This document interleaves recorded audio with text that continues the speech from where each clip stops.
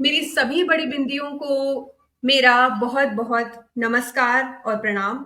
जैसा कि आप सब जानते हैं, हर सप्ताह यहाँ पर हम एक विशेष अतिथि को आपके समक्ष लेकर आते हैं। पर ये जो सप्ताह है, ये हमारे लिए थोड़ा-सा ज़्यादा विशेषकर है। वो इसलिए चूँकि आप सब जानते हैं, आप सबको अवगत कराया है हमने कि ये सप्ताह जो है, वो हम उषा किरण मैम के लिए विशेषकर चूँकि उनका जन्मदिन था पिछले 24 अक्टूबर को, तो उसके तहत हम इस सप्ताह को उनके लिए विशेष रूप से मना रहे हैं। आज उषा मैम के विषय में तो हम जो ही कहें कम है। मुझे नहीं लगता कि मैं इस योग्य हूँ कि मैं उनका इंट्रोडक्शन दे पाऊँ, मैं उनका परिचय आपको दे पाऊँ, पर शायद हम सबने उनकी कोई ना कोई कहानी, कोई ना कोई बाल कविता, कुछ नहीं तो उपन्यास, कोई आलेख, कोई इतिहास पर लिखा आलेख कहीं न कहीं ज़रूर पढ़ा होगा। तो आज हम उनके बारे में चर्चा करेंगे और उनके बारे में बात करने के लिए भी जो अतिथि हमारे साथ यहाँ जुड़े हैं, वो बहुत खास हैं। उनका मैं थोड़ा-सा आपको परिचय देती चलती हूँ। हमारे साथ यहाँ पर जुड़ी हैं कनुप्रिया मैम, जो कि बेटी हैं, सुपुत्री हैं उषा मैम की। थिएटर आर्टिस्ट हैं, एक्टिंग के क्षेत्र में हैं और कई फेमस जो हमने प्रोग्राम्स देखे हैं, नेटफ्लिक्स पर है या मूवीज़ में हैं, वो सक्रिय रही हैं। जैसे कि आपने सुना होगा लव स्टोरीज़ 2, वेरी पारिवारिक, ज़रा हटके, ज़रा बचके, कसौटी ज़िंदगी की। आई एम श्योर हाँ, सारी महिलाओं ने ये कसौटी ज़िंदगी की तो ज़रूर ही देखा होगा। और उसके अलावा उन्होंने किलोल कला, जो एक थिएटर का मंच है, उसकी संस्थापक भी हैं।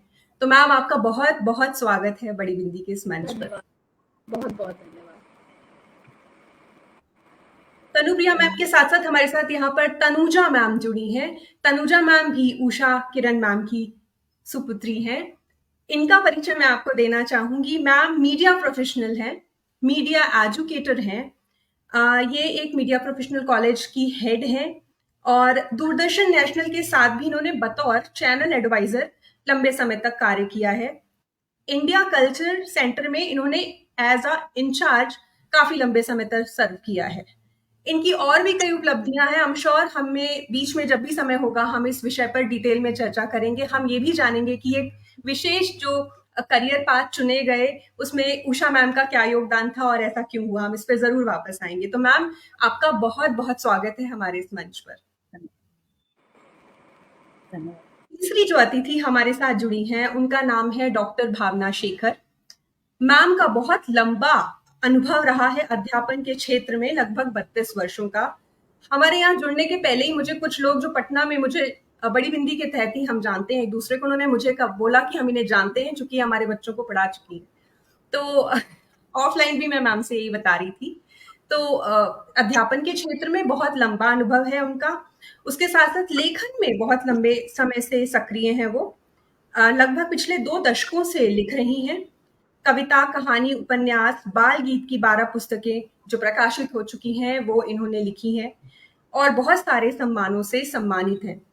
इन्होंने पटना में जो उषा किरण मैम के द्वारा की प्रेरणा के द्वारा एक कह सकते हैं एक स्थापना की गई एक मंच की, जिसके तहत साहित्य को आगे बढ़ने का एक आधार मिल सके, उसमें भी अपना योगदान दिया है, जिसके विषय में हम इनसे बात करेंगे यहाँ पर। तो भावना मैम आपका बहुत बहुत स्वागत है बड़ी बिंदी के इस मंच पर। धन्यवाद। अभी ये कहें कि हम उषा किरण मैम का कुछ आपको बताएं, इससे अच्छा होगा कि हम आपको थोड़ा सा कुछ झलकियां उनके जीवन की दे पाए, कुछ दिखाएं। तो मैं अपने सभी दर्शकों से भी आज्ञा चाहूंगी और अपने अतिथियों से भी आज्ञा चाहूंगी कि उनके ही विषय के से जुड़े जो कुछ हमारे पास वीडियोस उपलब्ध है, मैं उसका एक शॉर्ट क्लिप आपको दिखाऊं।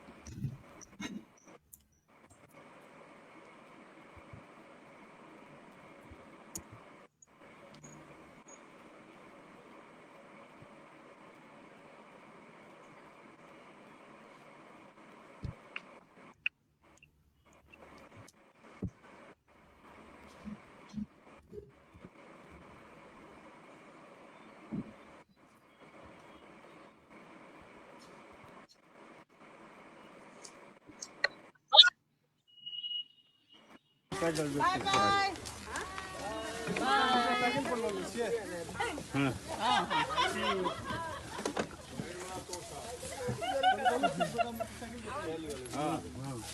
से मोटरसाइकिल पर चल जाओ, जन्मे जाए। काव्या, मोटरसाइकिल पर चल जाओ।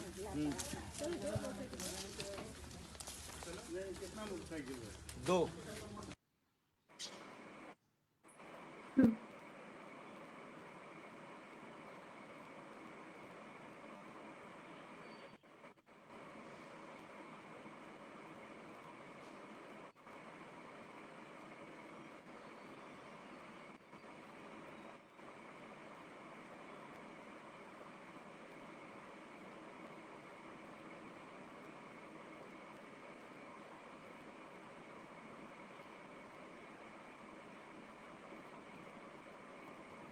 बीच में अवरोध के लिए माफी चाहूंगी मैं आपसे। जो वीडियो हमने देखा, कनुप्रिया मैम आपके पास में पहले आ रही हूँ, आप भी उषा मैम के साथ उस वीडियो में थी। मैं चाहूंगी कि आप अपनी जो उससे जुड़ी मेमोरी है उसके बारे में हमें कुछ बताएं। तो ये वीडियो मैंने आपसे शेयर किया। मेरी आवाज आ रही है ना अच्छे से? जी आ रही है। तो ये 2023 की बात है, 2022 की बात है। हमारे पिता के स्वर्गवास हो जाने के बाद मुझे लगता है सालों बाद माँ अपने गांव गई, क्योंकि कोविड ने एक तो बहुत लोगों को घर में कैद रखा था, इंक्लूडिंग माँ और बाबूजी। तो 2023 के अक्टूबर में तनु हम लोग गए थे गांव माँ के साथ। मेरे ख्याल से ये काफी समय बाद माँ गई और आखिरी बार भी गई, हालांकि अप्रैल 2024 में जाने वाली थी। तो ये गांव उनके भाई के यहाँ कुछ फंक्शन थी, उसमें हम लोग सब गए थे और पूरा गांव उमड़ आया था और दूर दूर से सब कजिन्स और भाई और भतीजे और भतीजियां और पोता पोती नाती नातिन सब पहुंचे थे। वो आपको भीड़ कहीं ना कहीं, काफी लोग निकल भी गए थे, फिर हम लोग निकल रहे थे, फिर काफी लोग निकलने वाले थे। तो इस गांव के विजिट का बड़ा मजेदार था। माँ के पास उनकी पुरानी पुरानी दोस्त आती थी गांव में। इस बार सुनी कि वो भी नहीं रही, लाठी लेके माँ की पुरानी पुरानी गांव में किसी की बहू, किसी की मतलब बचपन में खेलने वाली, जिनका काफी जिक्र भी कई कई कहानियों में है। भावना दी, कई सारी ऐसी कहानियों में जो आपको पकरिया का जिक्र मिलता है उस इलाके का, तो उसमें ऑब्जर्वेशन में उनकी कोई दोस्त भी है, वो सब भी मिली। तो हम लोग के लिए वो बहुत ही, हम लोग के लिए तो था ही थेराप्यूटिक, क्योंकि माँ के साथ हम लोग गए थे। लेकिन माँ के लिए मतलब बहुत अलग माँ, एक इसमें एक अजीब उत्साह था माँ में, और बड़ी रिलैक्स, बहुत ही आराम से अपने गांव में, कितनी भी कठिनाई से आप पहुंची, वो गांव आज भी नाव और बैलगाड़ी से जाना पड़ता है। तो ये मेमोरी है उस विजिट का। जी, सेम सवाल लेके तनुजा मैम मैं आपके पास आना चाहती हूँ, बस उसका स्वरूप थोड़ा सा बदलूंगी। स्वरूप ये है, क्योंकि उषा मैम बहुत कनेक्टेड थी अपनी जड़ों से। वो जो एक प्रेम और वो एक जो अलग सा उमंग है, वो उनके चेहरे पर स्पष्ट दिख रही है जब वो बैलगाड़ी में जा रही है। और अभी कनुप्रिया मैम ने कहा आप भी वहां पर उस समय थी उनके साथ, तो मैं चाहूंगी कि उनमें वो उत्साह था। पर being a daughter of Usha ma'am, आप आपने मतलब अपनी माँ से ये जो एक कनेक्शन है, गांव कनेक्शन है, वो उन्होंने कैसे आप सब में आया और वो किस तरह से जुड़ाव बना है उसके तहत, वो उसके बारे में कुछ बताएं। सबसे पहले तो मैं ये बताना चाहूंगी कि माँ बाबूजी, मेरे माता पिता दोनों की ही जड़ें गांव से जुड़ी हुई थी हमेशा। तो मुझे अगर आप कहें बचपन की यादों में कुछ पल को चुनकर आपके सामने रखने के लिए, तो उसमें से मैं कहूंगी कि गांव आना जाना, गांव में नानी गांव जाना, यहाँ तक कि जो बाबा का गांव था, पिताजी का गांव, वहां भी हम लोग लगातार आते जाते रहे और बिना माँ के भी हमें भेजा जाता था। तो आप समझ सकती हैं कि कितना ज्यादा रूरली हम कनेक्टेड रहे। इसके ऊपर हमारे दोनों ही माता पिता का बहुत ज्यादा जोर था। माँ का मैं कहूंगी कि माँ में तो रची बसी हुई थी वहां की खुशबू, मेरी नानी से जुड़ाव, क्योंकि मेरी नानी को हम लोग नाना बुलाते थे क्योंकि हमने नाना को कभी देखा नहीं था। और मेरी बड़ी बहन बहुत वर्षों तक मेरी नानी के साथ ही रही थी, पली बड़ी थी। मेरे मामा से, मामाओं से और मामा गांव से बहुत जुड़ाव रहा हम लोगों का। तो हम लोग लगातार ही जाते रहे। वहां की जो संस्कृति है, वहाँ के जो बचपन के माँ के जो मित्र, जो संगनी, सखी, जो मिट्टी का घर, आज पक्के बन गए हैं मकान, जो माँ के दूबधान कहानी में भी आप देखेंगी। पर उस वक्त जब हम जाया करते थे, मैं बात कर रही हूँ 1977, 78, 80, 82, 83, हम लोग लगातार गए। जनेऊ होता था हमारे मेरे भाइयों का, और हम वहां शरीक होते थे, और इसमें माँ हमेशा खड़ी रहती थी। और यही कारण है कि माँ की कहानियां जब प्रकाशित होने लगी, और मुझे याद है कि जब पहली बार माँ की कहानी छपी थी, जहां तक मेरा ख्याल है कनु दूबधान या विवश विक्रमादित्य मैगजीन्स में छपती थी, तो हम लोगों को कुछ समझ में नहीं आता था, पर हम दौड़ के वो उठा के पढ़ते थे, क्योंकि हमें उसमें जो कहीं कहीं जो गांव की जो झलक दिखती थी, उससे हमें लगता था अरे ये तो हम लोगों की ही कहानी है। हमेशा ये एहसास होता था। और इसी की कड़ी मैं कहूंगी 2016 में, चूंकि मैं फिल्म मेकर भी हूँ, मुझे डॉक्यूमेंट्रीज बनाना हमेशा अच्छा लगता है, और गांव से मेरा जुड़ाव मेरी फिल्मों में आपको नजर आएगी। तो मैं मम्मी से ऐसे ही बैठ के मैं बात कर रही थी, और मैंने कहा कि सामा चकेवा पे एक डॉक्यूमेंट्री बनाते हैं। सामा चकवा जो है वो हमारे यहाँ 9 दिन का एक बहुत खूबसूरत पर्व है, जो दिवाली के बाद होता है, छठ के बाद होता है। वो भाई बहन का पर्व है, और जी। वो मेरी माँ उसमें लगातार शरीक हुआ करती होंगी पहले। और ये जब मैंने मम्मी को बोला 2016 में, तो उन्होंने कहा कि मैं भी जाऊंगी। और फिर मेरे अंदर वो बीजारोपण हुआ, और मम्मी से मैंने डिस्कस किया, और आप वो डॉक्यूमेंट्री मौजूद है। उसमें मैंने मम्मी के 30 साल बाद सामा चकवा में सम्मिलित होने का, भाई बहन के उस पर्व में कैसे वो गांव पहुंचती हैं, नाव से उतरती हैं, बैलगाड़ी से द्वार पर पहुंचती हैं, और घर घर आंगन से औरतें उमड़ कर उनके पास आती हैं, और दुनिया भर के जो गीत वगैरह हैं, और मिट्टी के उसमें ना सामा चकेवा बनाए जाते हैं, वो सारी चीजों को मैंने भी अपनी माँ के साथ जिया। मुझे हमेशा, हम लोग बचपन में खेलते थे सामा चकवा, हमें आइडिया ही नहीं था कि मेरी मम्मी का इससे कितना जुड़ाव होगा।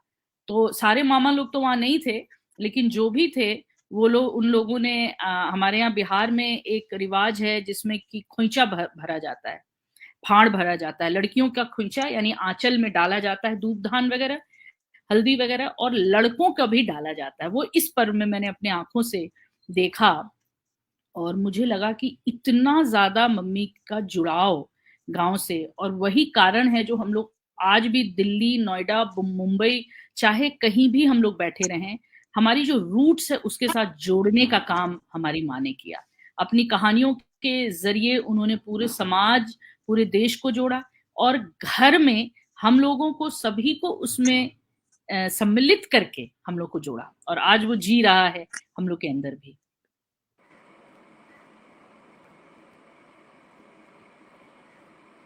जी मैम, मैं फिर से एक बार प्रयास करना चाहूंगी कि मैं आपको जिस वीडियो को आप रेफर कर रही हैं, मैं उसकी कुछ झलकियां अपने दर्शकों को यहाँ दिखा पाऊं।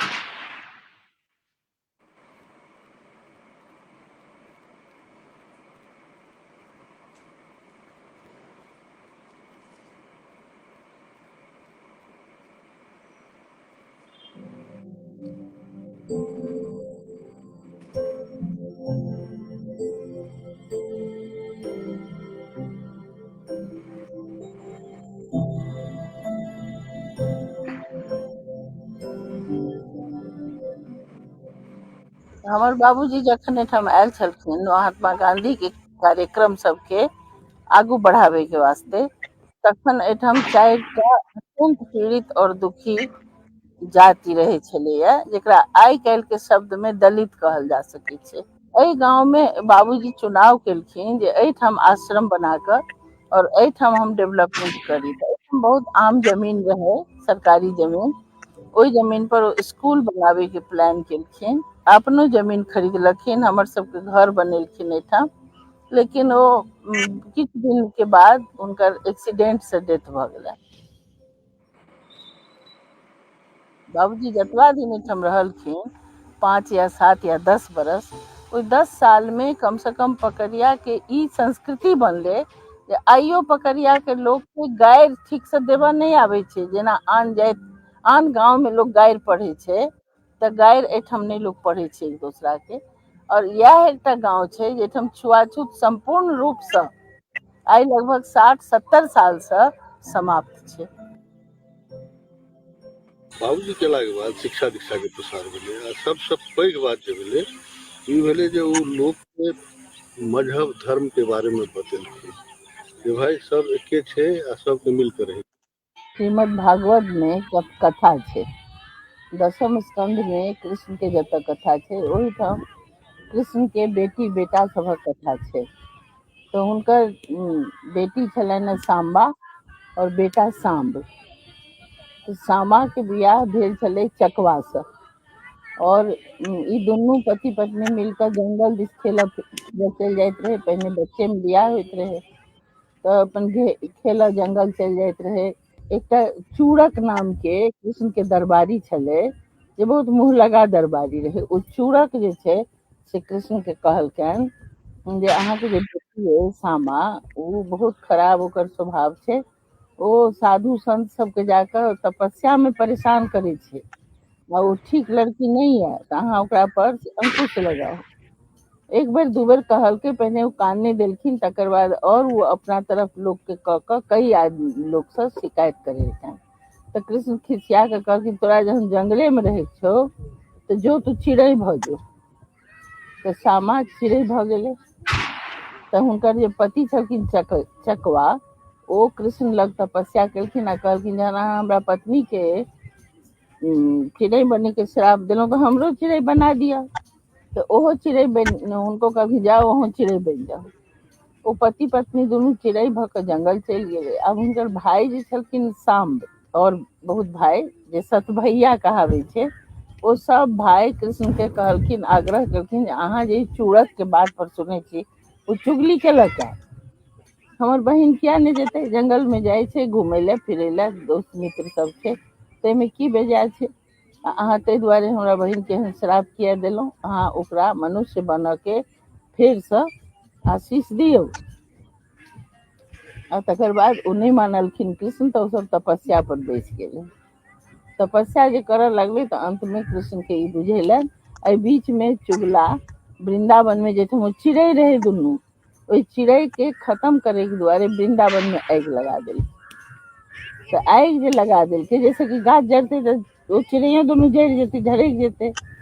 आ ओ गाछ जे जरा देलकै, तहन कृष्ण के बुझेलनि जे अच्छा हमर बेटा सब ठीक कहै छलै। तहन ओ चुगला के पकड़ि कऽ बजेलखिन जे एकरा सजा देल जाय, आ अपन बेटी के और जमाय के कहलखिन जे स्त्रगण अहाँ के आवाहन करती और अहाँ आयब धरती पर, तो ई कार्तिक मास के एक मास, कार्तिक शुक्ल पक्ष में 15 दिन अहाँ मनुष्य रूप में धरती पर आयब, आ तकर बाद अहाँ चकवा चकै रहब। चूँकि भाई के प्रयास से ही भेल रहे, तें भाई के फाड़ भरल जाय छै। भाई के में भाई या बहिन के त्योहार भेलै, कियाकि भाई के दुआरे बहिन के उद्धार भेलै। ई छै एकटा प्राचीन कथा। मिथिला में 15 दिन जरूर स्त्रगण ई करे छै। ओहिमे भाई बहन के गीत गायल जाय छै, ओहिमे सामा और चकवा के मूर्ति बनै छै, ओहिमे सातो भैया के मूर्ति बनै छै, ओहिमे पूरा एकटा गांव समाज रहे छै। जेना लड्डू बेचे वाली रहे छै, जेना झांझी कुकुर रहे छै मुंह में रोटी लेने, जेना खदन चिड़ैया रहे छै, चिड़िया छोट, खदन चिड़ैया मतलब खंजन। अच्छा, तो एहि प्रकार के बहुत चीज रहे। जी, आशा है ये वीडियो सबको क्लैरिटी से यहाँ पर प्रसारित हो पा रहा होगा। मैं भावना दीदी आपके पास जल्दी से वापस आ रही हूँ। एक प्रश्न और कोई भी, तनुजा दीदी आप बताना चाहें या कनुप्रिया मैम आप कहें, थोड़ा सा मैं चाहूंगी कि ये कहानी के पीछे का स्टोरी क्या है, जल्दी से अगर आप हमें बताएं, कोई भी आप दोनों में से। सामा चकेवा के पीछे जी। अच्छा, पूरी कहानी अभी वैसे माँ ने अभी पूरी बताई, आप फिर भी सुनना चाहेंगी? नहीं, मैं बेसिकली उसके पीछे का जो एक जिस्ट है वो जानना चाहती हूँ कि वो क्या है, शॉर्ट में बता दें। बेसिकली वो फेस्टिवल मनाया क्यों जाता है, भाई बहन के रिश्ते पर हम समझ पाए, भाई बहन के रिश्ते के लिए मनाया जाता है, उससे जुड़ा अगर आप कुछ भी हमें यहाँ पे बताना चाहें। तनु? हाँ, तो बेसिकली इसमें कहानी निकल के जो आई है, जो मेन सामा चकवा की कहानी है कि कृष्ण के बेटे बेटियों से जुड़ी ये कहानी है, जिसमें कृष्ण की जो बेटी है उसको पक्षी बना दिया गया था, और बेटे के जो प्रेम था, मतलब भाई का जो प्रेम था बहन के लिए, और उसने पूरी इन्वेस्टिगेशन की और पकड़ में आ गया कि भाई ये चुगला नाम का एक वो जो होता है दरबारी, उसके वजह से ये हुआ, और भाई ने अपनी बहन और जीजा को पक्षी वाले शराब से मुक्त किया। और वहीं पे कृष्ण ने ये आह्वान करने के लिए बोला महिलाओं को, मिथिला की स्त्रियों को, कि आप इस शुक्ल पक्ष के वक्त आप आह्वान करिएगा तो आपका भाई जो है वो प्रकट होगा, मतलब बहन और भाई का प्रेम उसमें और ज्यादा निकल के आएगा, और वो हमेशा आपके लिए रक्षा करने के लिए आपके पास खड़ा रहेगा। इसीलिए बहन लोग दूर दूर से भाई बुला के लाते हैं इस वक्त। आजकल के जमाने में शायद थोड़ा कम होता होगा ये, लेकिन जो हमने शूटिंग के दौरान नोटिस किया, क्योंकि हम लोग बचपन में खेलते थे, हम लोग जब बचपन में अपने पटना के पापा के क्वार्टर में हम लोग खेलते थे, तो मेरा भाई चुगला बनाता था, और हम सारी बहनें जो हैं वो सामा चकेवा खुद हाथ से बनाती थी या खरीद के भी लाती थी, और फिर हम लोग चुगला को जलाया जाता था। यानी कि ये पूरा उस 9 दिन के रस्म में ये आता है। हम लोग वो झिझिया नृत्य और बाकी तो नहीं कर पाती थी, जितना भी गीत गोविंद आपने देखा होगा, लेकिन आज भी गांव में सारे भाई बहनों के बीच, चाहे वो मधुबनी हो, सीतामढ़ी हो, दरभंगा हो, और भी जितने सहरसा हो, जितने मिथिला के इलाके हैं, हर जगह सामा चकेवा की ये का पर्व होता है। और ये भाई बहन के प्रेम, भाई बहन के बीच की जो बॉन्डिंग है, और एक जो मैं कहूंगी कि जो राखी और भैया दूज से भी निकल के आता है, लेकिन इसमें 9 दिन तक वो लगातार पूजा करती हैं। तो एक खूबसूरत सा पर्व है, और मुझे लगता है कि और भी देश में अलग अलग जगह अलग अलग तरीके से शायद होता होगा, क्योंकि ऐसा तो संभव नहीं है कि एक ही जगह पे ये पर्व मनता होगा, लेकिन बहुत यूनिक पर्व है, और ब्रदर एंड सिस्टर की बॉन्डिंग के लिए है, और इसमें कोई लेन देन भी नहीं होता राखी की तरह। जी जी जी, बहुत सुंदर दीदी। भावना दी, आपके पास आ रही हूँ मैं, और मैं इसी कहानी से जुड़ा एक प्रश्न लेकर आपके पास आ रही हूँ। वो चूंकि आप भी आई एम श्योर इस बैकग्राउंड से जुड़ी हैं, तो इसके बारे में हमें बेहतर बता सकती हैं, पर प्रश्न का रूप ये है कि अभी हमने उषा मैम से भी सुना, और हमने अभी यहाँ हमारी चर्चा में भी सुना कि यहाँ पर कोच बोलते हैं, यूपी में कोच डाला जाता है पुरुषों को। ये कभी मैंने सुना नहीं, अपने बचपन से लेकर आज तक कभी मैंने सुना नहीं, पहली बार सुन रही हूँ। और हम देख रहे हैं कि एक तरह से जेंडर इक्वालिटी की भी बात है, कि भाई बहन के प्रेम की बात की जा रही है, किसी भी धनराशि को दिए लिए, उपहार को लिए दिए बिना, सिर्फ प्रेम की बात की जा रही है। तो मैं चाहूंगी आपकी घर कोई इससे कोई स्मृति जुड़ी है, कुछ भी ऐसा जो आप कहना चाहें, कि क्योंकि अब हम देखते हैं चाहे वो यूपी हो या वो बिहार हो, इतना हम अलगाव देखते हैं, जेंडर में इनइक्वालिटी देखते हैं, वो देखने में आती है, पर हमारा प्राचीन इतिहास तो देखिए क्या बता रहा है, उसकी तो कुछ और ही बात है। अगर आपकी उषा मैम के साथ भी इस चर्चा से जुड़ी कोई याद हो तो हमसे साझा करें। सबसे पहले तो सबको नमस्कार, और हमारे जो सुधी श्रोता इस मंच पर अभी हमें देख रहे हैं, सुन रहे हैं, उन सब का मैं अभिनंदन करती हूँ, अभिवादन करती हूँ। और मुझे बहुत अच्छा लग रहा है कि हमारी प्यारी दीदी की दोनों गुणी बेटियां जो हैं वो रूबरू हैं इस, और बड़ी बिंदी जो ग्रुप है उसको धन्यवाद, उसके सौजन्य से, विभा जी के सौजन्य से आज हम दीदी के बारे में और उनसे जुड़ी बातें कर रहे हैं। दीदी से मेरी बहुत बातें होती थी, जो अभी वीडियो हमने देखा मैं जानती हूँ वो दीदी के भाई की मैरिज एनिवर्सरी थी, if I am not wrong. उनकी ये काफी वर्षों बाद थी, तो बहुत ही धूमधाम से मनाया गया इसे, और दीदी बड़ी उत्साहित थी जाने के लिए। और उन्होंने, मेरा ख्याल में ये उनकी फिर अंतिम यात्रा थी गांव की ओर, कोई जानता नहीं था पर ये संयोग से अंतिम यात्रा हुई। तो सामा चकेवा, ये सब कहानियां भी दीदी के मुंह से हमने कभी कभी टुकड़ों टुकड़ों में सुनी है।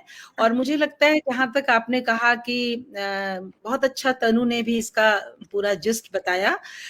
मैं मूलतः हिमाचल प्रदेश की हूँ, और दीदी ने जितना मैथिली में कहा, मैं इसका इकरार करती हूँ, कन्फेस करती हूँ, मुझे मैथिली बहुत ज्यादा फ्लुएंटली समझ नहीं आती, लेकिन मैं फिर भी जो तनु ने भी सुनाया और जितना मैं जानती हूँ, गीता श्री ने भी एक किताब भी लिखी है इस पर, उनका उपन्यास भी आया है। तो वस्तुतः कहना ये है कि भारत के कोने कोने में भाई बहन के रिश्ते को, इस बॉन्ड को मजबूत बनाने के लिए तरह तरह से त्योहार मनाए जाते हैं। और हमारे हिमाचल में भी राखी का उतना नहीं है, भाई दूज का बहुत बड़ा महत्व है, बहुत महत्वपूर्ण पर्व के रूप में मनाया जाता है। तो मुझे ऐसा महसूस होता है कि सामे चकेवा जो है ये भाई दूज का एक बृहद रूप है। जैसे तनु ने कहा, ये 9 दिनों तक मनाया जाता है।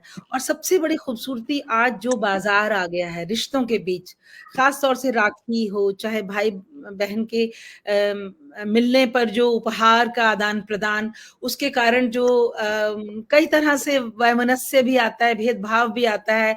कोई बहन ज्यादा संपन्न है, कोई विपन्न है, या कोई भाई विपन्न है, संपन्न है। तो मुझे लग रहा है ये बहुत ही एक पवित्र, बहुत ही कहा जाए एक निष्कपट ढंग से मनाया जाने वाला पर्व है, जो सचमुच साल में भाई बहन मिल ना भी पाए तो ये 9 दिनों तक उनका जो आपस में सानिध्य है और जो आदान प्रदान है, जो भी इसमें दिया जाता है, मतलब जिस तरह मैंने देखा उन्होंने झोली में जो दिया, मतलब धनराशि से अलग हटके जिस प्रकार भावनाओं का आदान प्रदान है, तो ये बहुत ही सुंदर, और मुझे लग रहा है ये चीजें खत्म ना हो, इसको हमें जीवित रखना है। और जीवित रखने के साथ ही भाई बहन के रिश्तों की जो मिठास है वो हर वर्ष और गाढ़ी हो, और ज्यादा, और याद दिलाएं। दूर दूर से जो भाई बहन मिल नहीं पाते, सिर्फ फोन पर बातें होती हैं, कम से कम इस पर्व के बहाने, जैसे अभी तनु और कनु का पूरा परिवार जुटा इसमें, तो ये बहाना एक बहुत ही खूबसूरत बहाना है, जिसके ब्याज से मुझे लग रहा है परिवार का एक ये रीयूनियन जिसको कहते हैं।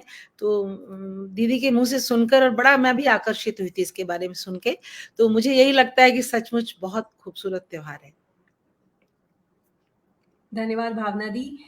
कनुप्रिया दी, मैं आपके पास वापस आ रही हूँ। मेरा प्रश्न अभी ये है कि उनकी कहानियों में एक स्त्री के स्वर का जो विरोध है, जहां पर उसके साथ कुछ ऐसा हो रहा है जो उसको एक समानता का अधिकार नहीं मिल रहा, या परिवार में जो उसको सम्मान मिलना चाहिए वो नहीं मिल पा रहा है, तो उनकी कहानियों में ये बिल्कुल स्पष्ट दिखता है। एक कहानी है उनकी, मैंने अभी रिसेंटली पढ़ी, उमा महेश, जिसमें दिखाया है कि एक निचले तबके के लोग हैं, वो कामकाजी महिला है और हर तरह से वो प्रेम करती है अपने पति को। पति शराब पी के उसको न जाने कितना पीटता है, और एक दिन, आखिरी दिन, वो छटपटा के सब छोड़ के, जो उसको सच में कोई प्रेम करता था, वो उसके साथ रहना चुनती है, इस पति को पीछे छोड़कर।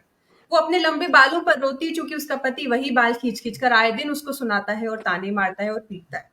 तो ये तो रही कहानी की बात। इस कहानी से जुड़ा, चूंकि हम मैम का क्या एक आपने देखा होगा कि ऐसा उनका एक रिएक्शन था, अगर लाइफ में कुछ ऐसा उन्होंने कभी होता देखा, आपकी कोई मेमोरी जुड़ी है आपके आसपास के समाज की, जब मैडम ने सामने से किसी तरह की चीज का विरोध किया हो, या उसको किसी तरह की शिक्षा दी हो किसी सामने वाले को? कुछ कहिए इस पे। हाँ, माँ एक तो बहुत सुनती थी, लोगों की बातें बहुत सुनती थी, और शुरू से ही हम लोग जब छोटे भी थे, और हमारे आसपास के जो काम करने वाली महिलाएं होती हैं, छोटी छोटी चीज़ें उनमें वो कैसा चेंजेस लाती थी, वो खुद ही उसको करने लगती थी। जैसे हमारे यहाँ एक, अब तो वो शब्द बोलते नहीं है, लेकिन तनु रामू जो था हमारे यहाँ, रामू, जिसको लोग पीटते थे, मारते थे। तो रामू हमारे यहाँ एक लड़का भी नहीं था, लड़की भी नहीं था, मतलब वो खुद को लड़का कहता था, लड़कियों के जैसे जी कपड़े पहनता था। जी तो वो उसको सड़क पे अक्सर लोग पीटते थे, मारते थे। उसका जो भी कारण रहा होगा, बचपन में किसी से शादी कर दी गई होगी, चली नहीं होगी। मैं बहुत छोटी थी, मुझे उसके पीछे का इतिहास तो नहीं पता, लेकिन मुझे ये जरूर पता है कि उस रामू को कोई काम नहीं दे रहा था। हम जिस घर में रहते थे वो सरकारी आवास था, और उसके बगल में एक और एमएलए साहब का आवास था, और एक और आईपीएस अफसर का आवास था, और बाकी जितने भी लोग थे वो वहाँ के धनाढ्य लोगों का ही घर था। तो फिर भी उसको कोई काम देने को तैयार नहीं थे। और माँ ने मुझे नहीं लगता कि उसने किसी से राय ली होगी इस बारे में, और वो हमारे यहाँ सालों काम करता आया। हम लोग रामू भैया बोलते थे उनको। वो आते थे पीछे से, अपना बर्तन धोते थे, आंगन में बैठकर चाय भी पीते थे, पीते थे, क्या बोलूं मुझे समझ नहीं आ जी रहा। जी इस तरह का ये एक सामाजिक रूप से इस तरह का काम करना। दूसरा, कभी ऐसे ही एक और मुझे याद है इंसिडेंट्स की, ऐसे ही एक सड़क पर लड़की थी जिसको वो ऐसे ही ले आई थी घर, और सालों हमारे यहाँ रही, और माँ और पापा ने उसकी शादी भी घर से की थी, रिसेप्शन वगैरह। नेपाल की बच्ची थी, कहीं किसी और काम में लगा रहे होंगे कोई, और पता नहीं कैसे कहाँ से माँ के हाथ लग गई। इन सब बारे में मैंने बहुत अंदर से पता तो नहीं लगाया, लेकिन मुझे याद है कि इन सब के साथ हम लोग बड़े हुए हैं, इन सारी लड़कियों के साथ। और घर में भी, परिवार में भी, हमारे एक्सटेंडेड फैमिली में भी जब भी इस तरह का कुछ भी पर्सनल लेवल पर, हर इंसान का अपना एक जीवन होता है, जीवन में अपनी अड़चने, अपनी उलझने होती हैं। माँ ने बहुत वैसी वाली तो नहीं थी माँ, शायद मैं मतलब गलत नहीं बोल रही, वैसी वाली तो नहीं थी कि जुल्म को जला के राख कर दूंगी और मैं एकदम लाल झंडा लेके घूमने वालों में से माँ नहीं थी। लेकिन वो बहुत उचित सलाह उचित समय में देती थी, और वो सलाह हमेशा काम आया, चाहे वो हम सब हों, चाहे वो हमारी एक्सटेंडेड चाची, मामी, भाभियाँ, दोस्त, उनकी यंग दोस्त, बहुत खड़ी रहती थी वो सबके साथ, और अगले के को भी समझने का प्रयास करती थी। और फिर उसकी कहानियों में भी आपने देखा होगा कि बहुत नेगेटिवली वो किसी भी चीज को अप्रोच नहीं करती थी। एक थी जानकी को ही देख लीजिए, इतना कुछ हो गया, वो गई जाकर के कोर्ट में जाकर के उसने कह दिया कि हाँ ठीक है ना, मैंने ही साइन किया था, और आते आते उसने वो छोटी सी जो उसको स्वतंत्रता मिली जानकी को कि चलो ठीक है, अब कम से कम वैधव्य का तीखा बाण तो नहीं झेलना पड़ेगा, साड़ी चूड़ी पहनूंगी, बिंदी लगाऊंगी। तो मुझे ऐसा लगता है कि माँ बहुत सोच समझ के राय देने वालों में से थी, और हमेशा मुझे ऐसा लगता है कि वो कहीं ना कहीं हम सब ने उसको आत्मसात भी किया है कि जीवन है तो जीवन में तरह तरह की चीजें होंगी, तरह तरह के एक्सपीरियंसेस होंगे, और हम इसको कैसे बिल्कुल निरपेक्ष होकर सकें। माँ का ऐसा ही पर्सनैलिटी है। जी दीदी, इसी प्रश्न को दूसरी तरह से तंत्रा दी मैं आपसे पूछना चाहूंगी, वो इस तरह से कि उनकी कई कहानियों में और कनुप्रिया दी की बात से भी मैं समझ पाई कि बहुत ज्यादा उसके प्रति विरोध या झंडा दिखाने की बात तो नहीं है, पर अगर नहीं समझ में आ रहा, एक सीमा के बाद हम मुंह मोड़ लें और दूसरी तरह से जैसे अपने जीवन को आगे बढ़ाएं, वो ज्यादा इंपॉर्टेंट है। जीवन में एक आपका जो जिजीविषा है जीने की, वो दिखना ज्यादा प्रमुख है, इस और उनका इशारा हमेशा रहता था, उसी चीज को पकड़ के ना बैठ जाए एक जगह। तो उस तौर पर, और एक जब माँ बेटी का एक रिश्ता आपका रहा उनके साथ, जब आप बड़ी हो रही थी, जब एक स्त्री की तरह आप उनको एज अ स्त्री समझ पा रही थी, एज अ महिला बेहतर समझ पा रही थी, कुछ अगर एक माँ की भूमिका को थोड़ी देर किनारे रख दीजिए, बीइंग अ वुमन, आप कुछ कहिए उनके बारे में, क्या बताना चाहेंगी, कुछ याद दिलाना चाहें, कोई बात रखना चाहें? देखिए, आपने जो सवाल की शुरुआत की, स्त्री स्वर, जो आयाम का टैगलाइन भी वही है, साहित्य का स्त्री स्वर। मम्मी, मैं कहूंगी कि वो अपने अंदर आत्मसात मम्मी ने किया है। हमारे चाहे परिवार में आप देख लीजिए, चाहे हमारे घर के बाहर देख लीजिए, मैं खुद उसकी एग्जाम्पल हूँ। कई बार ऐसा होता है कि आप ऐसे जिंदगी के ऐसे मोड़ पे रहते हैं जहां आपको कोई डिसीजन लेना होता है। मैं सिंगल हूँ, मेरी एक दोस्त है जो मेरी ही उम्र में, अभी पिछले साल उसने दोबारा शादी की है। मेरी ऐसे घर में ऐसे बहुत सारी मेरी रिलेटिव्स हैं जो लोग सिंगल हैं। मेरी माँ ने हमेशा सही और समाज के दायरे को देखते हुए एक हमेशा सही सलाह दिया सभी को। मेरी माँ उस तरह की लेखिका थी अपने जीवन में भी और अपने कहानियों के भी द्वारा, जो आज के समय में वो खुलकर लिव इन रिलेशनशिप पे भी बात कर सकती थी, वो रीमैरिज पे भी बात कर सकती थी, तलाक के माहौल में अगर छोटा बच्चा पल रहा है तो उससे कैसे बात करनी चाहिए वो भी मेरी माँ समझती थी। और ये उनके आसपास ही हो रहा था, उनके कई मित्रों के बच्चों में हो रहा था, उनके परिवार में हो रहा था। और उनके जो आने वाले जो जनरेशन है, यानी हमारी जो भतीजियां हैं, भांजियां हैं, उनको भी सही रास्ता दिखाया जाए। इस तरीके से वो हमेशा स्त्री स्वर के सही रूप को वो हमेशा बताती थी। उनके अनुसार स्त्री स्वर का मतलब ये नहीं है कि हम फेमिनिस्ट हो जाएं। उनके अनुसार स्त्री स्वर का ये मतलब होता था कि तुम अपने आप को पहले सक्षम करो, और अपने आप को सक्षम करते वक्त हर वक्त अपने पिता और अपने ससुर और अपने पति की ओर मत देखो। यानी कि आप खुद को के अंदर देखो और अपने अंदर देख करके अपने अंदर वो शक्ति पैदा करो कि तुम उचित फैसले ले सको। और यही वो अपने काम वाली के साथ भी वैसे ही वो बात करती थी, और वो हम लोगों के साथ भी वैसे ही करती थी। यानी उनके लिए वो जो स्त्री जब उस मौके पर रहती, उस स्थिति में रहती है जहां पर उसको कहीं ना कहीं अपने जीवन के बड़े फैसले करने होते हैं, उनको पता होता है कि आप चाहे 1 लाख सैलरी कमाने वाले व्यक्ति हो, चाहे आप 1,000 कमाने वाले व्यक्ति हो, आपके ऊपर समाज की उंगलियां जो हैं वो हमेशा उठी रहती हैं। आपको मैं ये बता सकती हूँ कि माँ बिल्कुल इसको आत्मसात करती थी, और वो जजमेंटल भी नहीं थी। वो किसी को भी जज नहीं करती। अगर आपकी कोई बात उनको अच्छी नहीं लगी तो वो बता तो जरूर देंगी। ये आपके ऊपर है कि आप उसको मानो या ना मानो। तो स्त्री स्वर का मतलब ये नहीं है कि आपको जो मन में आए करो, आपको जैसे मन में आओ जियो, लेकिन वो हमेशा ये कहती थी कि अगर तुम्हें किसी भी तरीके से ऐसा लगता है कि ये डिसीजन लेना चाहिए, जैसे मैंने आपको एग्जाम्पल दिया, मेरी उम्र की दोस्त जो पिछले साल उसने दूसरी शादी की, उसको मेरी माँ के तरफ से, क्योंकि वो माँ को बहुत ज्यादा रिगार्ड करती थी, मेरी माँ के तरफ से और यहाँ तक कि मेरे पिताजी की तरफ से भी, उसको सबसे पहले उसको जो है उसके सर पे हाथ जिसने रखा वो मेरी माँ थी। तो ये मुझे लगता है कि आप सबसे पहले अपने घर को सुधारो। सबसे पहले आप, जो महात्मा गांधी भी कहते हैं कि बी द चेंज योरसेल्फ। आप पूरे समाज को बदल डालोगे, देश को बदल डालोगे, पर आप अपने अंदर, अपने परिवार के अंदर और अपने आसपास आप उस बदलाव को कैसे महसूस करना चाहते हो और कैसे लाना चाहते हो। मेरे पिताजी जो हैं वो दूसरे जनरेशन के हैं, मम्मी पापा दोनों उस जनरेशन के हैं। तो मेरे पिताजी के साथ मतलब मुझे लग रहा है 1980 में उन्होंने नौकरी शुरू की। उससे पहले उन्होंने चारों बच्चों को उसी तरह पाला जैसे कोई भी एक हाउसवाइफ करती है। और उन्होंने पूरी अपनी जो है, जो मैं कहूँगी प्यार मोहब्बत और जो अंदर से जो एक ड्यूटी है, ऐसी कोई भी चीज को दरकिनार नहीं किया। और उसके बाद जब उन्होंने नौकरी शुरू की और उन्होंने कहानियां लिखनी शुरू की, मेरे पिताजी उस जनरेशन के होते हुए भी उनके साथ हमेशा खड़े रहे।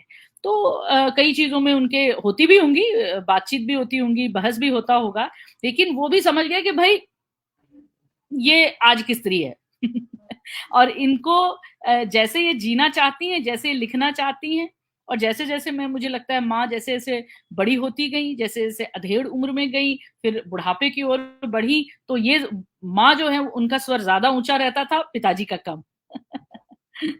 तो बहुत सुंदर और इसके हिसाब से मैं ऐड करना चाहूंगी कि कई बार मुझे याद है कि पापा बोलते थे कि अरे कुछ होता था सैलरी की बात, तो पापा माँ को बोलते थे कि तुम्हारा सैलरी कभी आज तक देखा नहीं जाता कहाँ है। तो फिर हम लोग की शादी के टाइम में काफी जब पेटियां वगैरह तैयार होती थी जिसमें साड़ियां हो या पहले से कुछ गहने खरीद लिए, चारों ही, तीनों बहन और भाई के टाइम में, तब मुझे याद है माँ ने मेरे टाइम में बोला था, पापा ने कहा अरे तुमने सब कुछ कर लिया, क्योंकि आखिरी का 1-2 महंगी साड़ी पापा ने ली, तो मैंने कहा यही जाती है मेरी सैलरी, में पहले से तैयारी करके रखती हूँ। और भी मतलब, लेकिन मुझे याद है कि वो हमेशा एक इन दोनों के बीच में रहता था कि शायद हर काम करने, 2 काम करने, जाता कहाँ है तुम्हारा पैसा, ये जरूर होता था। और एक स्त्री को एक स्त्री की तरह देखा उन्होंने, किसी फ्रेमवर्क में नहीं बांधा। इसी प्रश्न को आगे बढ़ाते हुए भावना दी, मैं आपके पास आ रही हूँ। आयाम के साथ उषा मैम का जुड़ाव और आपका जुड़ाव उषा मैम और आयाम के साथ, थोड़ा समय इस पर प्रकाश चाहूंगी आप डालें। आयाम की जब स्थापना की गई तो उसके पीछे क्या विचार था उनका, और आपकी कैसी सक्रिय भूमिका शुरुआत से रही आयाम के साथ और उषा मैम के साथ? आयाम के लिए बताएं इसके बारे में। आयाम को मैं अपने शब्दों में दीदी का मानस पुत्र मानती हूँ। सब पुत्र पुत्रियां तो सेटल हो गए, लेकिन वो इतनी बेचैन आत्मा थी, इतनी कर्मठ थी, जो बैठ नहीं सकती थी। यानी उनका मस्तिष्क हमेशा लिखाड़ तो थी वो जबरदस्त। जब जाएं तो औंधे औंधे मुंह वो लेट कर अधलेटी होकर लिखती थी। मेरा ख्याल है उनकी बेटियां भी इस चीज को जानती हैं, और मेरे मेरे पास एक तस्वीर भी वैसी खींची हुई है। सुबह 4 बजे उठकर वो बहुत पढ़ती थी, और उसके बाद में उनका लेखन शुरू, पढ़ना लिखना पढ़ना लिखना। खैर, उसके बाद भी सोचिए उनके मस्तिष्क में एक एक जो सही सर्जना की प्रवृत्ति होती है, कुछ ना कुछ करना है, कुछ नया करना है। वरना इस उम्र में लोग करके संतुष्ट हो जाते हैं कि अब हमने इतना लिख लिया, इतने पुरस्कार पा लिए, इतनी शोहरत मिल गई, इतना समाज में आदर मिला, परिवार में भी सारे कर्तव्य निभाए, फिर उनको कौन सा ये कीड़ा था कि अब मैं कुछ ऐसा नया करूं। और मुझे लगता है ये जो नया करने की अभिलाषा उनकी थी ना, इसी ने उनको अपने समकालीन वरिष्ठ जितनी भी लेखिकाएं हैं, जिन्होंने साहित्य में बहुत उल्लेखनीय काम किए, लेकिन उनसे उन्हें अलग करती हैं। और मैं सोचती हूँ एक अलग पायदान पे, अलग मकाम पे हम उन्हें खड़ा पाते हैं, जिन्होंने खुद को तो बना लिया, लेकिन अब कहते हैं ना, मुझे याद आता है वो सभी को तारता हुआ तरे, मैथिली शरण गुप्त की ये एक कविता है, मनुष्य है वही के जो मनुष्य के लिए मरे। हम तो बन गए, लेकिन अब हम कुछ औरों को भी बना दें। तो आज हम जान रहे हैं कि बहुत सारी स्त्रियां जो हैं, अभी हम चारों स्त्रियां यहाँ पर हैं, सभी अपने अपने क्षेत्र में समर्थ हैं, सक्षम हैं, और साहित्य के क्षेत्र में भी बहुत सारी महिलाएं हैं जो हर तरह की विधा पे लिख रही हैं। लेकिन फिर भी दीदी ने उन्हें देखा जो कतार में सबसे पीछे खड़ी थी, जो हाशिए पर थी। उन्हें पता था बहुत स्त्रियां ऐसी हैं जिनमें लिखने की ललक है, पढ़ने लिखने का जिनका एक रुझान है, लेकिन उन्हें कोई मंच नहीं मिल रहा। तो न जाने क्यों, कब से उनके मन में ये ख्वाब था, ये स्वप्न था, मैं नहीं जानती कहाँ से उनके मन में ये ललक पैदा हुई। लेकिन 2015 की बात है, उनको लगा कि उन स्त्रियों को मैं किसी प्रकार से आगे लाऊं, तो मैं क्या कर सकती हूँ। सबसे बड़ी कमी यह है कि जो महिलाएं अभी प्रतिष्ठित नहीं है, स्थापित नहीं है, उन्हें उनकी आवाज, उन्हें एक माउथ पीस चाहिए, उन्हें एक मंच चाहिए। तो दीदी ने वो मंच मुहैया कराने का, मुझे लग रहा है, एक बीड़ा उठाया। और उस वक्त तक मेरा उनसे बड़ा औपचारिक सा संबंध था। आपने मुझसे पूछा मैं कैसे जुड़ी, तो मुझे याद है कि उनका मैंने दूरदर्शन में पहली बार जो उनसे मुलाकात हुई, मैंने दूरदर्शन पे उनका साक्षात्कार लिया था, तो वो एक उनसे पहली मुलाकात थी। उसके बाद में 2014 में अखिल भारतीय कविता समारोह में मैं एक पार्टिसिपेंट थी, तो उन्होंने मेरी कविताओं को सुना, और जैसा एक बार उन्होंने कहा कि भावना, तुमसे पहले मैंने हिंदुस्तान में तुम्हारी कविताएं पढ़ी, तो मुझे अच्छा लगा था कि मुझसे पहले मेरे शब्दों ने उन तक यात्रा की। और उसके बाद में फिर मेरी लगभग 5 पुस्तकें तब तक प्रकाशित हो चुकी थी, और एक किताब के लोकार्पण में भी वो मंच पर थी। तो इतने भर उनसे मेरा एक प्रकार से नाता था, जिसे मैं औपचारिक नाता कहूंगी।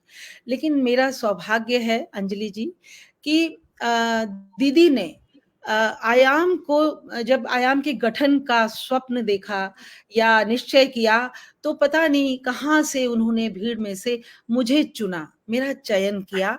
और मैं खुद को बड़ा अल्पज्ञ मानती हूँ, न जाने क्यों दीदी को, या कहते हैं कि उन्होंने मतलब मुझे ढूंढा या मुझे चुना और मुझे ये जिम्मेदारी दी, और मुझे आयाम संस्था का फाउंडर सचिव बनाया। और जब सचिव बने तो उस समय मुझे लग रहा है हम लोग 6-7 लोग थे उस टीम में, और उसके बाद 2-3 वर्षों में तो 30-35 हो गए थे।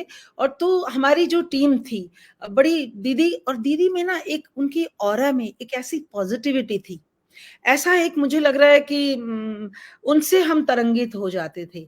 सामने वाले के ऊपर भी कहते हैं ना कि वो अपना एक प्रभाव ऐसा स्वतः सब जागृत हो जाते थे। तो उनकी अपनी जो हमारी संस्थापिका थी वो, उनके आँखों से हम सपने देखने लगे, आयाम सपने देखने लगा और फिर उन सपनों की ताबीर भी बनाने के लिए हमने बहुत सारे कार्यक्रम किए। ऑफ कोर्स दीदी के मार्गदर्शन में, उन्हीं के दिशा निर्देश में, लेकिन हम में बड़ा उत्साह और बड़ा जोश और हमने उसको आनंद के तौर पे लिया। हमें नहीं लगा कि दीदी ने हमें कोई काम सौंपा है। हमें लगता था जैसे ये हमारे लिए दीदी के सानिध्य को पाने का एक बहाना है और बस उनके साथ वो अपने आप में एक सेलिब्रिटी थी। देखा जाए तो आम लोगों को के लिए उन तक पहुंचना बड़ा दुरूह लगता रहा होगा, लेकिन हम जानते हैं she was the most approachable person. जैसे माँ होती है ना, मैंने एक बार कहा भी था कि उन्हें दीदी कहते हैं, वो जगत दीदी हैं समझिए, है ना। लेकिन दीदी को कहते हैं ना वो बड़ी बहन माँ के समान होती है और सचमुच वो माँ थी। तो जब उन्होंने हमें हर साल मसौदा बनता था, अब हम क्या करें, और बहुत संस्थाएं बनती हैं, थोड़ा बहुत घुटनों के बल खड़ी होती हैं, गिर जाती हैं। जी। लेकिन आयाम ने उत्तरोत्तर विकास किया और उसका कारण था कि उसकी रीढ़ की हड्डी, उसके मूल में उसकी आधार भूमि थी हमारी दीदी, जो ऊर्जा से परिपूर्ण थी। उनके पास जबरदस्त रचनात्मकता थी, इतने आइडियाज थे और वो रोज नए नए सुझाव देती और हम एक उनकी सेना की तरह जो है उसमें लग जाते थे। अब जैसे मुझे याद आ रहा है कि उन्होंने बहुत सारी ऐसी महिलाएं जिनको बहुत दबी छिपी और संकोची, उनको वो जैसे पकड़कर आगे लाई।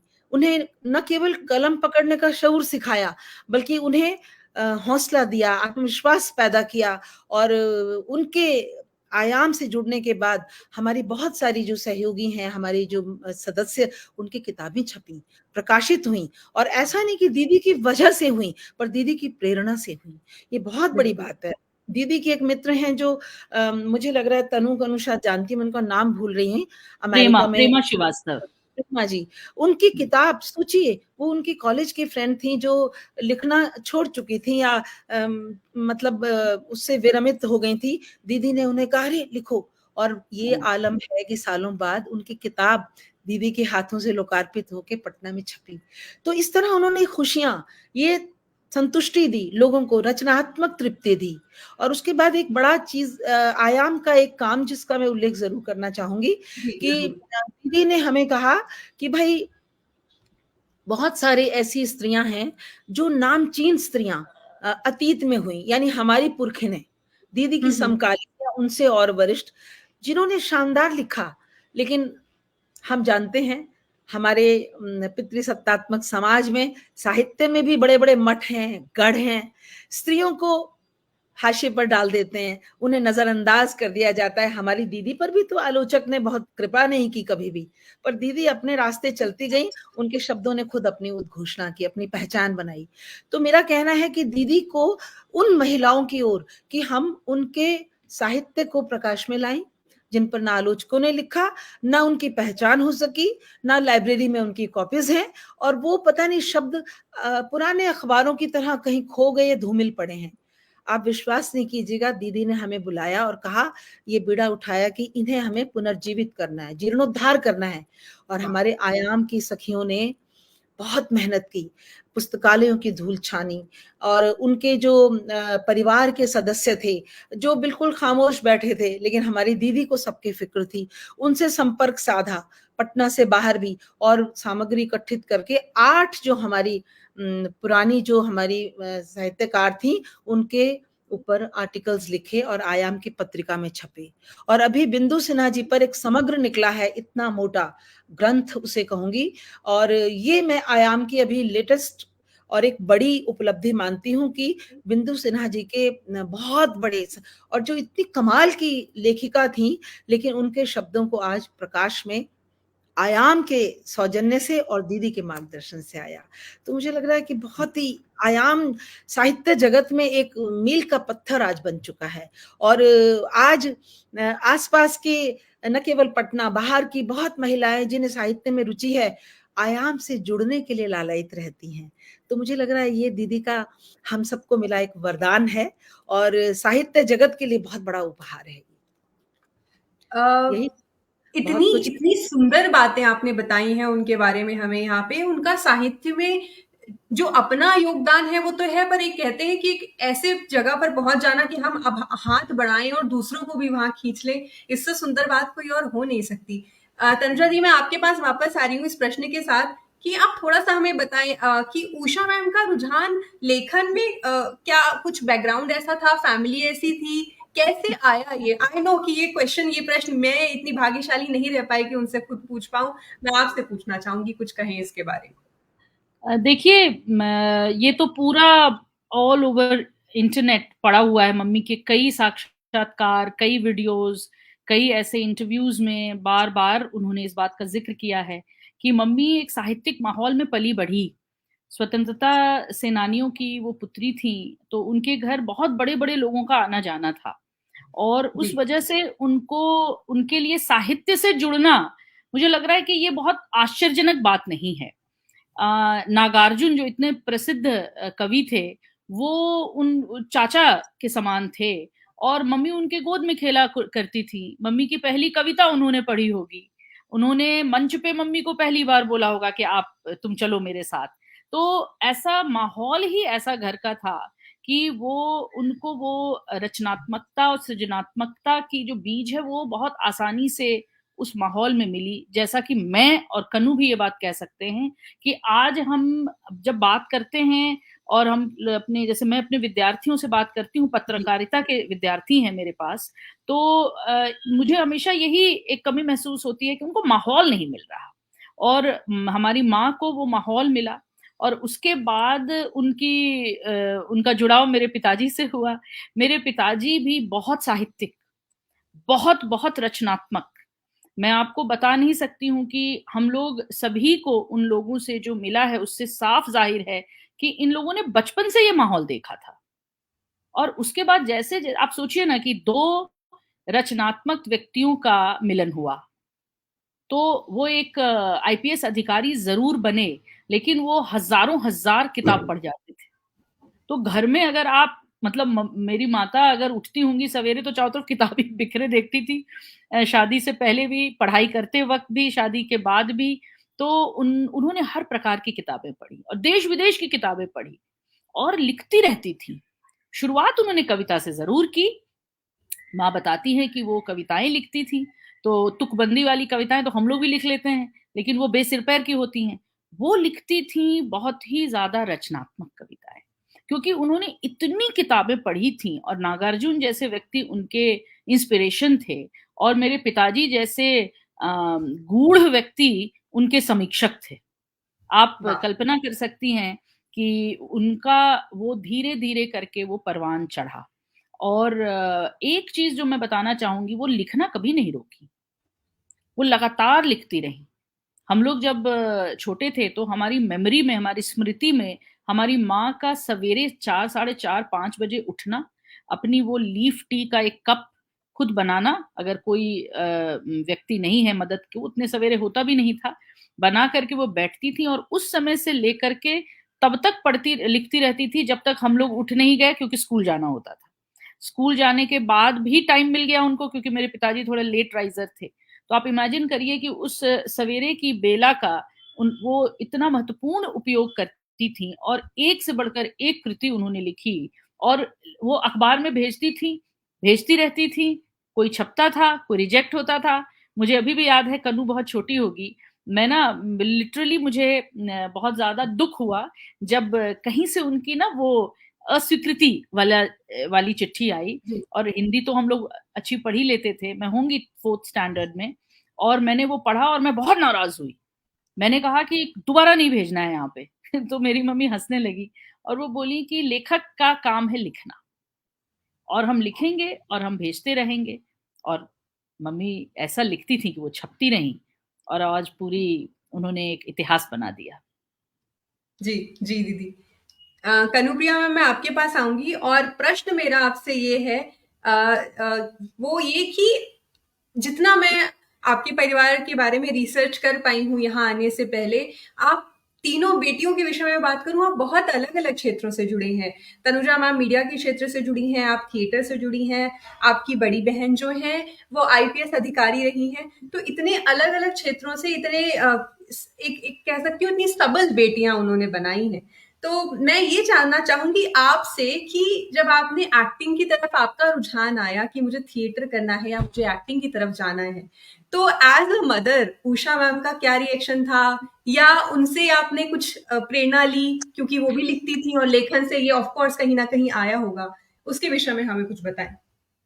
तो बाय डिफॉल्ट हम चारों को थिएटर भी, हम चारों भाई बहनों ने, मेरे भाई भी हैं वो वकील हैं, तो जी। हम 3 बहन और चारों भाई को हर जगह बचपन से ही भेजा गया। जैसे नृत्य कला मंदिर में कोई डांस, मैं भरतनाट्यम सीखती थी, जी। तनु म्यूजिक सीखती थी, भाई थिएटर भी करते थे, बड़ी बहन रेडियो स्टेशन जाती थी, अपना खुद का स्वरचित कविता पाठ करती थी। तो पटना उस हिसाब से बहुत ही सुसंस्कृत जगह था और हम लोग बड़े सेंटर में रहते थे, और माँ पापा दोनों का ही शायद ये मानना होगा कि चारों को बड़ा होलिस्टिक एजुकेशन दिया जाए, अच्छे स्कूल कॉलेज के अलावा भी, स्कूल के अलावा उस समय। तो मुझे, तो मैं 6 साल की थी जब मैंने अपना पहला नाटक किया, तो वो चुनाव मतलब जाहिर सी बात है कि वो मेरा नहीं था, वो चुनाव मेरे माता पिता का था। जरूर उन लोगों ने देखा होगा, थोड़े से निवृत्त हुए होंगे बड़े भाई बहनों से, और मेरे टाइम में थोड़ा सा वैसे भी सबसे छोटे को थोड़ा बेनिफिट भी ज्यादा मिल जाता है, तो मुझे भी मिला। तो मुझे लगता है कि शायद मैं बोलती थी, या हम लोग सब बहुत अच्छा पढ़ लेते थे, क्योंकि हम लोग का शगल ही होता था संस्कृत श्लोक का पाठ, कुछ कविता पाठ। हम सबका जो एक मजे का जो एक मस्ती था, जो हम लोग का कंपटीशन होता था, वो क्विज शो होता था, क्विज कंपटीशन। थिएटर ग्रुप हम लोगों ने बना रखा था, जिसमें तन्नू डायरेक्ट करती थी, मैं और कॉलोनी के बच्चे एक्ट करते थे। इसलिए नहीं कि मैं इसकी छोटी बहन थी, मुझे मेन रोल मिल जाता था, क्योंकि मैं तन्नू के हिसाब से, बाद में उसने बताया, बचपन में नहीं बताया, बाद में बताया कि तुम अच्छा कर लेती थी। तो क्या है कि बचपन में ही हम ये माहौल मिला, बहुत एनकरेजमेंट मिला। पापा, मतलब लिटरली पापा को पता होता था कि आज इन लोगों का शो होने वाला है, तो वो ऑफिस से जल्दी आ जाते थे। माँ हम लोगों को अपने साड़ियों को पर्दा और ये सब बनाने को देती थी। अपने उनकी दोस्त कलात्मक, कला प्रिय जो सहेलियां थी, वो आती थी हमारा नाटक देखने, क्योंकि कॉलोनी, जैसा मैंने कहा कि कुछ गवर्नमेंट के बंगले थे, बाकी धनाढ्य लोगों का ही कॉलोनी था, तो दोस्त दूर ही रहते थे माँ पापा के सारे। तो मुझे तो शुरू से ही ये माहौल मिला। मैं भरतनाट्यम डांसर थी। स्कूल में एक नोन बच्चा होता है ना, भावना दी, जो स्टेज पे वेलकम डांस भी कर रहा है, जो थोड़ा माइक पे बोल भी रहा है, वैसा वाला जो एक बच्चा, तो वो तो घर से मल्टी टैलेंटेड जी, वो संस्कार। और मैं ही नहीं, तनु भी वैसी ही थी, अंशु दीदी भी डिबेट और उसमें थी, एलिक्यूशन में। लेकिन हाँ, एक पॉइंट पे ऐसा हुआ जब मैं कॉलेज गई, यहाँ से लेडी श्री राम कॉलेज जब गई, +2 के बाद काफी अच्छे अवार्ड्स वगैरह मिल चुके थे थिएटर में एज एन एक्टर। जब कॉलेज गई और तब मुझे एहसास हुआ कि कैसे इसको मैं करियर की ओर तब्दील करूं। तो ऐसा कभी नहीं हुआ कि मुझे सपोर्ट नहीं मिला। शायद मुझे ऐसा लगता है कि शायद मैं सबसे छोटी थी इसलिए भी, लेकिन शायद जितना मैं अब अपने माता पिता को रीड कर पा रही हूँ, शायद अनुराधा दीदी ने भी कहा होता तो उनको भी मना नहीं किया जाता, तनु और तुइन भैया को भी शायद मना नहीं किया जाता। लेकिन हाँ, मुझे उन लोगों ने कभी रोका नहीं। रादर मुझे याद है कि थिएटर की इतनी अहमियत थी कि जब मैंने 15 साल ब्रेक के बाद एक नाटक, दूबधान, माँ की एक कहानी है, उसको मैंने डायरेक्ट भी किया और खुद एक्ट भी कर रही थी, तो बड़ा चैलेंजिंग काम था। बम्बई में ही कर रही थी, बाद में पृथ्वी थिएटर वगैरह में भी किया, ओपन किया यहाँ प्रबोधन ठाकरे में। उस रात मुझे याद है मेरे पापा और माँ ने मुझसे सबसे ज्यादा लंबी बात की होगी कि अच्छा कैसा रहा, ऑडियंस रिएक्शन कैसा था, अच्छा तुम्हें कैसा लगा, अच्छा म्यूजिक अच्छे से वो जेल, मतलब वो ऐसे मुझसे बात कर रहे थे जैसे कोई थिएटर क्रिटिक हो, और वो इतने इन्वॉल्व थे मेरे उस काम में कि मैं आप लोग को बता नहीं सकती हूँ। उसके बाद से मैं भगवान की कृपा से बस काम ही कर रही हूँ, और हमारे काम का तो ऐसा होता है कि आप काम करते जाते हैं और इसमें से कोई अचानक कोई चीज शाइन कर जाती है, किसी के लिए कुछ होता है, किसी के लिए कुछ होता है। तो मतलब ये कहीं से कहीं तक ये प्रश्न ही नहीं आया कि ये क्यों करोगी, नहीं, कहीं नहीं आया। बस ये रहा, रादर कभी कभी मैं अगर थोड़ा सा दिल बैठ जाता था कि माँ इस काम के लिए इतना बजट नहीं दे रहे हैं, तो माँ कहती थी कि मेरी किसी कहानी में मुझे 200 मिलता था, किसी के लिए 5000, तो क्या शायद उसी कहानी के लिए एक पत्रिका में मुझे वो मिले, तो तुरंत आपके सामने क्लियर हो जाता था मामला कि आप काम करते रहिए, आप जिस काम राइट, को कर बस करिए, ज्यादा सोचिए मत कि कैसे होने वाला है, बिल्कुल। वो अपने आप ही आप अपना, तो धीरे धीरे सब हो रहा है और सब कुछ। जी, जी, जी, बिल्कुल। इस प्रश्न के बाद भावना दी मैं आपके पास आ रही हूँ और मेरा सवाल आपके लिए ये है, आपने आयाम के अंतर्गत बहुत सारी चीज़ें उनके बारे में बताई कि उन्होंने कैसे महिलाओं को निचले स्तर से खींचा और किन-किन चीज़ों में उनको उनके अधिकार दिलाए, लिखने के प्रति प्रोत्साहित किया। मैं आपसे पूछना चाहूँगी, आपने उनका इंटरैक्शन ज़रूर देखा होगा यंगर जनरेशन से। यंगर जनरेशन का मतलब है ये जो 18, 20, 22 के आसपास की युवतियाँ हैं, उनकी ओर या और उनसे भी छोटी बच्चियों की ओर। कैसा उनका इंटरैक्शन था यंगर जनरेशन के साथ, उसके बारे में हमें कुछ बताएं। अब यहाँ तो बहुत सारे वो उनके जीवन के बहुत सारे ऐसे पृष्ठ अनावृत होंगे। आपने मुझसे पूछा है तो मैं ये पूरा खोल देना चाहती हूँ कि भाई वो बहुत चंचल हृदया थी। उनका नाम घर का था मिनी, और काबुलीवाला फ़िल्म की जो मिनी बच्ची है, बातूनी बच्ची, हमारी दीदी बेहद बातूनी थी। मुझे लग रहा है, मैं कभी-कभी मुझे लगता है ये जो उनकी सुपुत्रियाँ हैं, गुणी बेटियाँ बैठी हैं ना, इन्हें हम लोगों से ईर्ष्या करनी चाहिए। इनसे ज़्यादा हमें दीदी का साथ मिलता था बाद में, इन्हें पाल-पोस के भेज दिया। लेकिन उसके बाद हमारे साथ घंटों उनकी गुफ्तगू होती थी, और उस गुफ्तगू में आप कह रही हैं कि हम लोग तो उतने उनसे छोटे नहीं थे, मतलब जो आपने कहा बिल्कुल 18-20 साल के, लेकिन उनके वो 10 साल की बच्ची के साथ भी चुहल कर सकती थी, गपबाजी कर सकती थी, और एक महिलाओं वाली जो गॉसिप, बड़ी पॉजिटिव गॉसिप, इसको गॉसिप को नेगेटिव ना लिया जाए। और कभी-कभी वो मुझे फ़ोन करके कहती, भावना आओ ना, बहुत दिन हो गया गॉसिप किए। और उस गॉसिप में क्या होता था, अज्ञेय जी की बात होती थी, उसमें उनकी प्रेमिकाओं की बात होती थी, उसमें पुराने हमारे जो वरिष्ठ जो मेरी जनरेशन के लोग जो भीतर के वो जो कहा जाए बंद जो किस्से हैं नहीं जानते थे वो दीदी, लेकिन जिससे हम लोग सीखते भी थे कुछ, और ज्ञानार्जन भी होता था।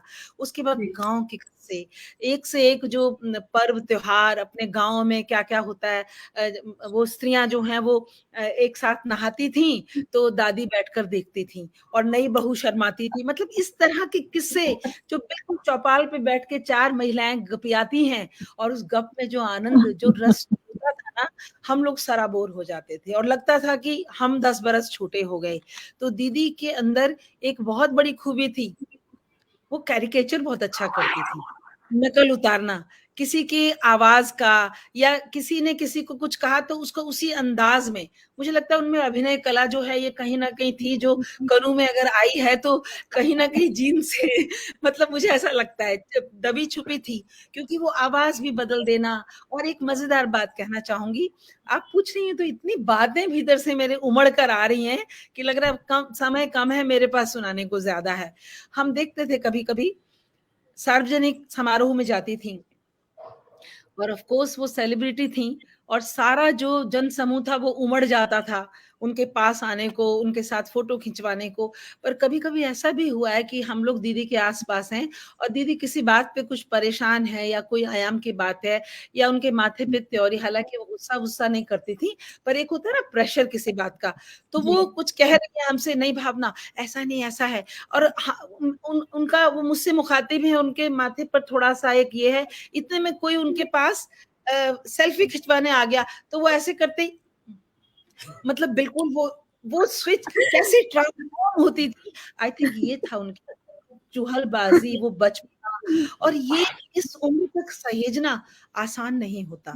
और इतना इस कारण से हम आयाम को जाते थे, कार्यकारिणी की मीटिंग हो रही है, मीटिंग जो 1 घंटे की होनी है, वो 4 घंटे खिंच जाती थी, क्योंकि बीच-बीच में टोकना पड़ता था, अरे भाई चलो अब मुद्दे की बात करो। और हम लोग जो आपस में वाचालता थी, तो दीदी तो हमारी सरदार थी। मतलब क्या कहते हैं, मतलब हम लोग क्या ये करेंगे, जो तो हम लोगों को इतना नहीं आता था। और ये तो हुई बात उनकी एक जीवंतता की, या उनके अंदर जो एक कहा जाए उपहास की प्रवृत्ति या आनंद की, लेकिन वो अपने छोटों के विकास के प्रति, साहित्य में आगे बढ़ने के प्रति बड़ी संजीदा थीं, और उनको सलाह देना, मशवरा देना। कभी-कभी मुझे निजी तौर पे कहती थी, भावना, फलाना व्यक्ति जो है ना, उसने तो मेरा माथा चाट लिया। क्यों चाटा? अब देखो किताब लेकर आ गए, अब इस पे लिखो। अरे भाई मैं थक गई हूँ, क्योंकि सब कोई चाहते थे उनकी नई प्रकाशित होने वाली किताब पर भूमिका लिख दें, 4 लाइन लिख दें, ब्लर्ब लिख दें, लेकिन वो खींचते खींचते भी अंत में लिख देते। और वो कहते थे, दीदी आप इतनी परेशान हैं, आपको घेरे रहते हैं, छोड़िए ना, मना क्यों? नहीं कर पाती थी वो। क्यों? क्योंकि वो युवा है। दीदी के 4 पंक्ति लिखने से उनकी किताब जो है वो सुसज्जित हो जाएगी। तो दीदी में एक ये चीज़ उदारता थी। मैं हमेशा कहती हूँ उनकी जो एक पोटली थी उनके पास समझाइशों की या सुझावों की, और वो पोटली से सबको पंजीरी बांटती रहती थी। जरा भी उनके अंदर एटीट्यूड नहीं था। जैसे कभी कभी होता है ना, हमारी, आज भी मैं नाम नहीं लूंगी, कुछ वैसी वरिष्ठ हमारी देश की शीर्ष राष्ट्रीय अंतरराष्ट्रीय ख्याति लब्ध ऐसी लेखिकाएं हैं या लेखक हैं जिनकी विद्वत्ता का, जिनकी गुणवत्ता का एक आतंक है लोगों में। लोग चाहते हैं उनसे बात करना, लेकिन एक जो है ना, उन्होंने अपने को एक सीमा रेखा में कि लोग हिम्मत नहीं करते हैं। लेकिन हमारी दीदी जो थी ना, मतलब वो कोई भी जाके उनको, कोई भी ऐरा गैरा नत्थु खैरा, मतलब मुझे लगता है क्या छोटा, क्या बड़ा, क्या युवा, क्या साहित्यिक और क्या अशिक्षित, तो और उनके पास जो जाए, कभी मैंने उनको किसी को दुत्कारते या तवज्जो ना देते नहीं देखा। भले उसके बाद हम लोग कहते थे दीदी कितना समय लगा, अरे क्या करें, जाने दो। तो उनमें इतनी औदार्य था, इतनी सदाशयता थी, इसीलिए मुझे लग रहा है सारी दुनिया उनकी थी। उनके दिनांक के बिना एक पुस्तक आई है, और उस समय उनका, मैं दिल्ली में थी, तो मैंने फोन किया, दीदी कैसी हैं? तो बोलती हैं, अरे बड़ा आंख से पानी गिर रहा है। तो मैंने कहा क्यों दीदी? देखो ना, प्रूफ रीडिंग के लिए आई है किताब और आंख से। मैंने तुरंत उनको कहा, अब मेरे लिए वो मातृतुल्य थी, उनका काम करने में हमें मतलब संतोष और आनंद मिलता है, सीखते भी थे। मैंने कहा दीदी आप बिल्कुल बंद कीजिए, मेरे पास भेजिए, मैं दिल्ली में भी हफ्ता भर हूँ, प्रूफ रीडिंग मैं करूंगी। और मुझे अच्छा लगता है ये कहने में कि दिनांक के बिना की प्रूफ रीडिंग करते हुए मैं कितनी समृद्ध हुई। और मैं हैरान हो गई, राजनीतिक, सामाजिक, ऐतिहासिक, है ना, सांस्कृतिक, किस तरह के क्षेत्र के लोगों का उसमें जिक्र नहीं है। शत्रुघ्न सिन्हा से लेकर और जेपी मोमेंट की बातें उसमें, जवाहरलाल नेहरू से लेकर इंदिरा गांधी की, मतलब किताब नहीं है, वो ब्रह्मांड है। और उस ब्रह्मांड में कितने तरह के लोगों से पाठक जो है वो परिचित होता है। तो दीदी की पैठ थी, समाज के हर तबके तक उनकी पैठ थी। अभी जैसे तनु ने बताया कि भाई घर में नागार्जुन तो उनके पितृव्य थे। वो जब कॉलेज में थी तो बताती है, मेरे क्या होता है, लोकल गार्जियन की जगह नाम था नागार्जुन जी का, और कविता लिखना शुरू किया, लेकिन बाबा ने उनको कहा नहीं, तुम गद्दे की ओर मुड़ो।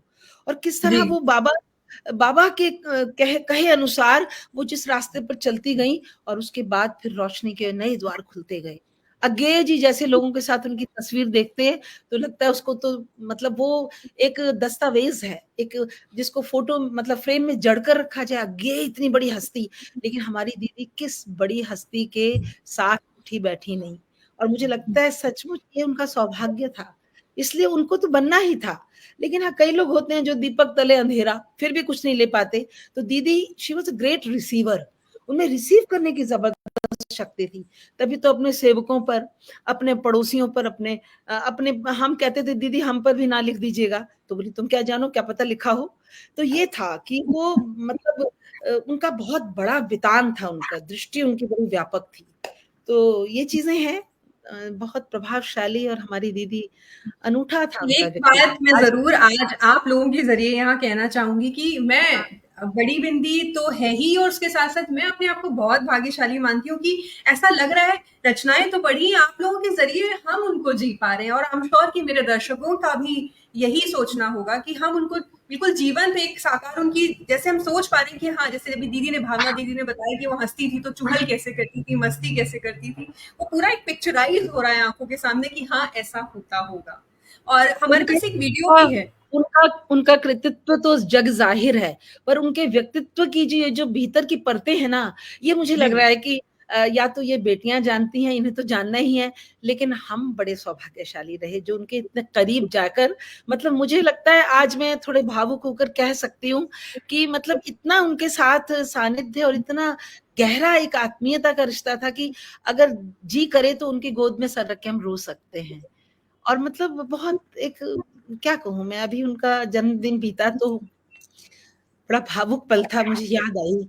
और पिछले वर्ष तनु ने बहुत मेहनत करके, दीदी उस समय शायद हॉस्पिटलाइज थी, और हम लोगों की सबकी वीडियो बनाई थी।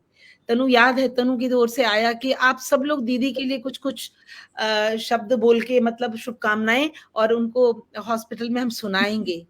उस समय हमने सब भेजा, और मुझे इस बार मुझे याद है, फिर मैंने उसको फेसबुक पे शेयर भी किया कि दुआएं तो बहुत की पर कबूल नहीं हुई, लेकिन उनके शब्द अनंत समय तक रहेंगे और नस्लों से एक नस्ल से दूसरी तक हस्तांतरित होंगे। और हम बहुत खुश नसीब हैं कि उनके युग के साक्षी रहे, और हम आने वाली नस्लों को बताएंगे। अब जैसे मैं आपको जो बातें बता रही हूँ, ये शायद आगे आने वाली नस्लों को नहीं पता, तो हम अपने को बहुत खुश समझते हैं, हमें ये उनका जो साथ मिला, अनमोल साथ मिला। मैं तो यही सोच के खुश हूँ दीदी, प्रसन्न हूँ कि कम से कम हम उस मंच पे, मैं उस मंच पे हूँ जिस मंच पे वो थी पिछले वर्ष। तो मैं जी जी इतना ही पाके बहुत खुश हूँ, और इतना लाइव सुन पा रही हूँ आप लोगों सबसे, जो आप डायरेक्टली उनसे कनेक्टेड रहे हैं, उनकी मेमोरीज आपने जी हैं। और मैं यहाँ पे एक वीडियो भी शेयर करना चाहूंगी दीदी, कनुप्रिया दी ने शेयर किया था वो वीडियो, हास परिहास है बच्चों का, मैं उसको शेयर करती हूँ।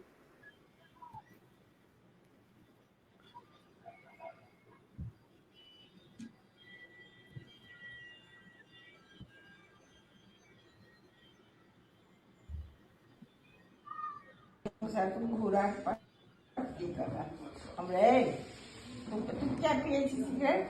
तो वो ने क्या किया, उठा उसको, उठा और जाके बाबूजी को कहा, बाबूजी बड़ी बीड़ी पिए थी। नारद मुनि, अरे इतना छोटा पासा। अब बाबूजी जब हम वहां से अपना आराम से गए, खेलते कूदते हाथ में घूरा कर लगा था, कहाँ तो घूर लग, तो रात को लगा था। बाबूजी देखे ऊपर से नीचे हमको, अब बोले मैंने बीड़ी पिया लगला। मैंने बड़ा प्यार से, हम ये अपना सुटू का भागेगा, हम इसकी ओर देखे, हमने ये कर क्या है, हाँ कर। अब उसके बाद तो हम बोले यह पिए छले, हम एक बना चलो तो हम नाव कर, तो बउआ एहन बात। अब ये क्या किया, इतना छोटा बच्चा, हाँ हम पी लो तो अहाँ हमरा बांध दिया, रस्सी लगा बांध दिया। अच्छा पहले अपना पनिशमेंट तय हाँ। क्या एज डिफरेंस है आपका रखनेश मामा?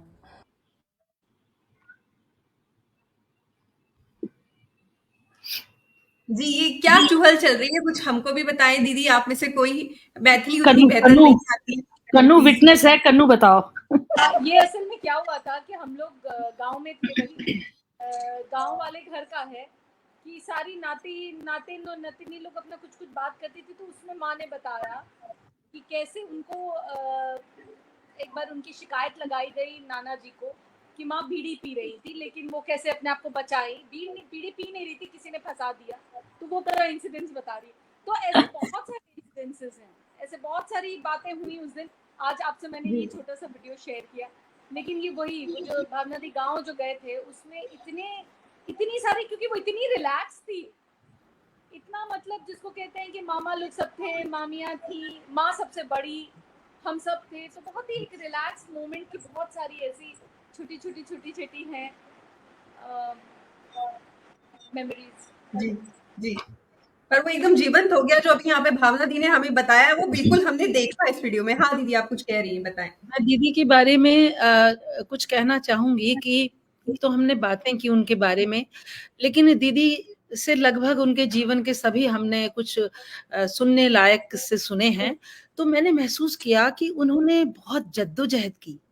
वो अपने 5 भाई बहन में सबसे बड़ी थी और बहुत ही छोटी उम्र में पिता अकाल मृत्यु को प्राप्त हुई, कैसे दुर्घटनाग्रस्त होकर अचानक मृत्यु हुई, उसके बाद दीदी कैसे अकेली बेटी और किस प्रकार उनकी माँ ने उनको भेज दिया और पढ़ने के लिए हॉस्टल में अकेली थी वो, और कैसे उनके लिए हॉस्टल खोला गया, मतलब बहुत चीजें उन्होंने बताई। तो मैं देखती हूँ कि लोगों को जो आज दिखता है ना कि वो एक बहुत ऊंची मकाम पे उनका जो नाम है, लेकिन वहां तक पहुंचने के लिए उन्होंने बहुत लंबी और बड़ी संघर्ष की यात्रा की, और उन्होंने औरों के संघर्ष को देखा, और अपने पाँव में जब बीवाई फटती है ना तो दूसरे की पीड़ समझ में आती है। इसलिए उन्होंने अपने आसपास जो भी पीड़ा देखी महिलाओं की, संघर्ष देखा, अपना संघर्ष किया। तो इस कारण उनके जितने भी पात्र हैं वो बड़े जुझारू हैं। लेकिन मजे की बात ये है, और मतलब एक पॉजिटिव बात है, कि वो बाद में विजेता होते हैं, खासतौर से उनके महिला। मुझे बहुत खुशी है और बड़ी प्रेरणास्पद बात है कि उन्होंने जो कहानियां रची उनमें ज्यादातर महिलाओं का संघर्ष दिखाया, फिर उन महिलाओं को सशक्त होकर खड़े रहने का ये उन्होंने बख्शा। जबकि मैंने देखा है जो बहुत सारे हमारे ऐसे लेखक हैं जिन्होंने अपने समय की पीड़ा को लिखा, जैसे मैं मेहरुन्निसा परवेज जी की कुछ कहानियां पढ़ रही थी, पीछे उनका एक कार्यक्रम भी देखा। उन्होंने अपने जमाने की नारी व्यथा कथा को खूब लिखा, खूब मार्मिकता से लिखा, लेकिन उसके बाद उनकी जो स्त्रियां हैं, हमारी बहुत सारी कथाकारों की, वो स्त्रियां उठ के खड़ी नहीं हुई, वो दुख झेलती रहीं, और उनका दुख झेलना एक सहनशीलता थी। लेकिन मैंने देखा हमारी दीदी के जो पात्र हैं, महिलाएं, वो सशक्त हैं। और एक एक बात यहाँ पर बड़ी विरल बात, जो मैंने उनके कहानियों पर काफी पढ़ा, काम किया, बहुत जगह बोला भी, तो मैंने महसूस किया कि दलित महिलाओं पर उन्होंने खूब लिखा, लेकिन विधवाओं के ऊपर उन्होंने बहुत लिखा। और उन विधवाओं में मैंने महसूस किया है ये अंजलि, कि सवर्ण महिलाएं जो हैं, सवर्ण विधवाएं, वो दलित विधवाओं से ज्यादा दुख झेला उन्होंने। उनके जो पात्र हैं वो दिखाते हैं कि सवर्ण विधवाएं ज्यादा अभिशप्त रहीं।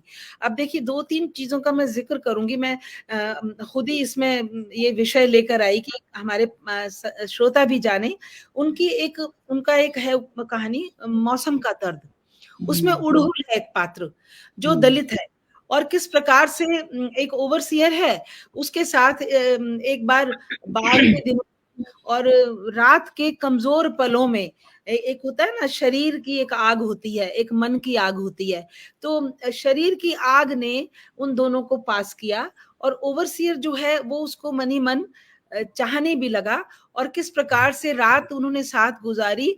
और ओवरसियर को लगा ये दलित लड़की है, इसने अपना सब कुछ सौंप दिया, अब मैं इसको ना जीवन में अपनाऊंगा। और लेकिन हैरत की बात है, पाठक को अचंभित करती है दीदी की कहानी का ये मोड़, जब उड़हुल उनको टाटा बाय बाय करके चल देती है।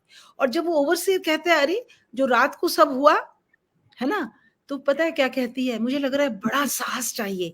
दीदी के जमाने की लेखिका जो है, शायद ये विरले ही किसी ने लिखा होगा, वो कहती है अरे मतलब मुझे उसके पूरे शब्द याद नहीं है, मतलब किसी को प्यास लगी, प्याऊ पे पानी पिया, तो प्याऊ को क्या साथ लेकर जाएंगे। मतलब वो इतनी सशक्त है, यानी स्त्री की जो यौनिक इच्छा है। मैं कहती हूँ नारी विमर्श की बात लोग आज झंडा उठाकर करते हैं, है ना, लेकिन दीदी ने कोई झंडा बरदारी नहीं की। उनके पात्र जो है उन्होंने ये दिखा दिया कि हाँ, स्त्री की भी यौनिक इच्छा होती है। और जिसको कहते हैं ना, वो जो क्या कहते हैं, एक अंग्रेजी शब्द याद आ रहा है, हिंदी मुझे, मतलब यौनिक प्योरिटी की बात, वो दीदी की कहानी जो है, ये पात्र उसको दरकिनार करता है। और एक कहानी मुझे और याद आ रही है, आग के फूल।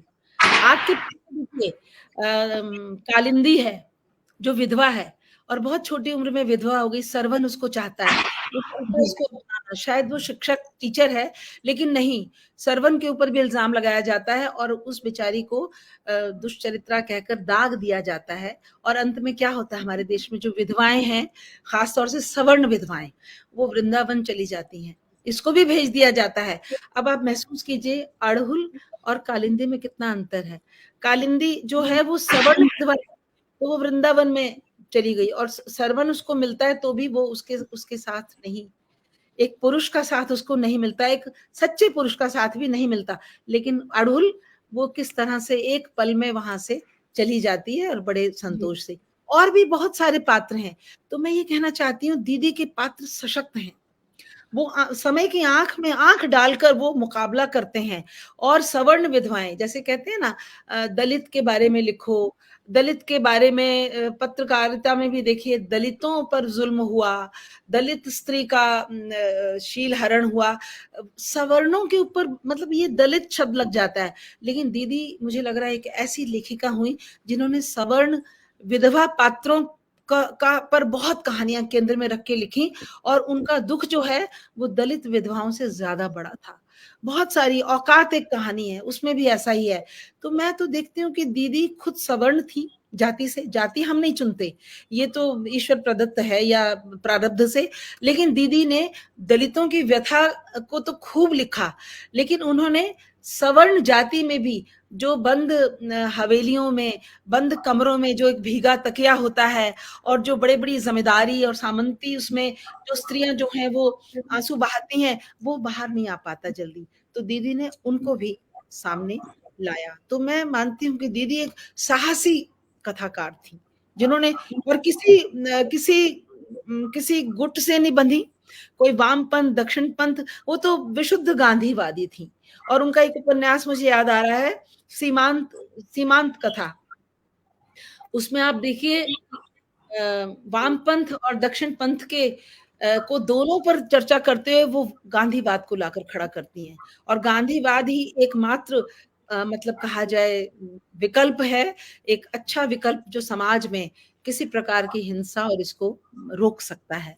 तो बहुत सारी उनके, हसीना मंजिल उनका उपन्यास देखिए, महिला पात्र उनके, मतलब इस पर शाम तक चर्चा की जा सकती है, लेकिन मैं अंजलि को वापस सौंपती हूँ ये।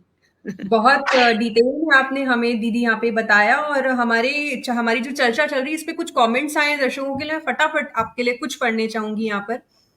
कनुप्रिया, तनुजा तथा भावना जी ने आपके सवालों का रोचक जवाब साहित्यिक संदर्भ में दिया, जो रोचक ही नहीं बल्कि ज्ञानवर्धक भी है। पारिवारिक अनुभूतियों के आधार पर विदुषियों ने जवाब बहुत सुंदर दिए। एक आया है यहाँ पे, दीदी के व्यक्तित्व और कृतित्व के संबंध में भावना शेखर ने बहुत ही संतुलित तथा संप्रेषणीय भाषा में आचार व्यवहार के संबंध में बताकर श्रोताओं को उपकृत किया। बधाई, ढेर सारी दिवाली की शुभकामनाएं। इसके अलावा बहुत सारे और भी मैसेजेस आए हैं, जैसे कि हमने जो बैलगाड़ी वाला वीडियो दिखाया है, या हमने जो और नाटक की धूपदान वाले की बात करी है, उसके लिए भी बहुत सारे, आहा नाव बैलगाड़ी जमाना हो गया इन पर बैठे हुए। सामा चकबा वाली फिल्म हमने भी देखी है, अद्भुत। इस तरह के बहुत कमेंट्स आए हैं हमें यहाँ पे दर्शकों के, और समय कम है पर प्रश्न है कि खत्म ही नहीं होने आ रहे हैं।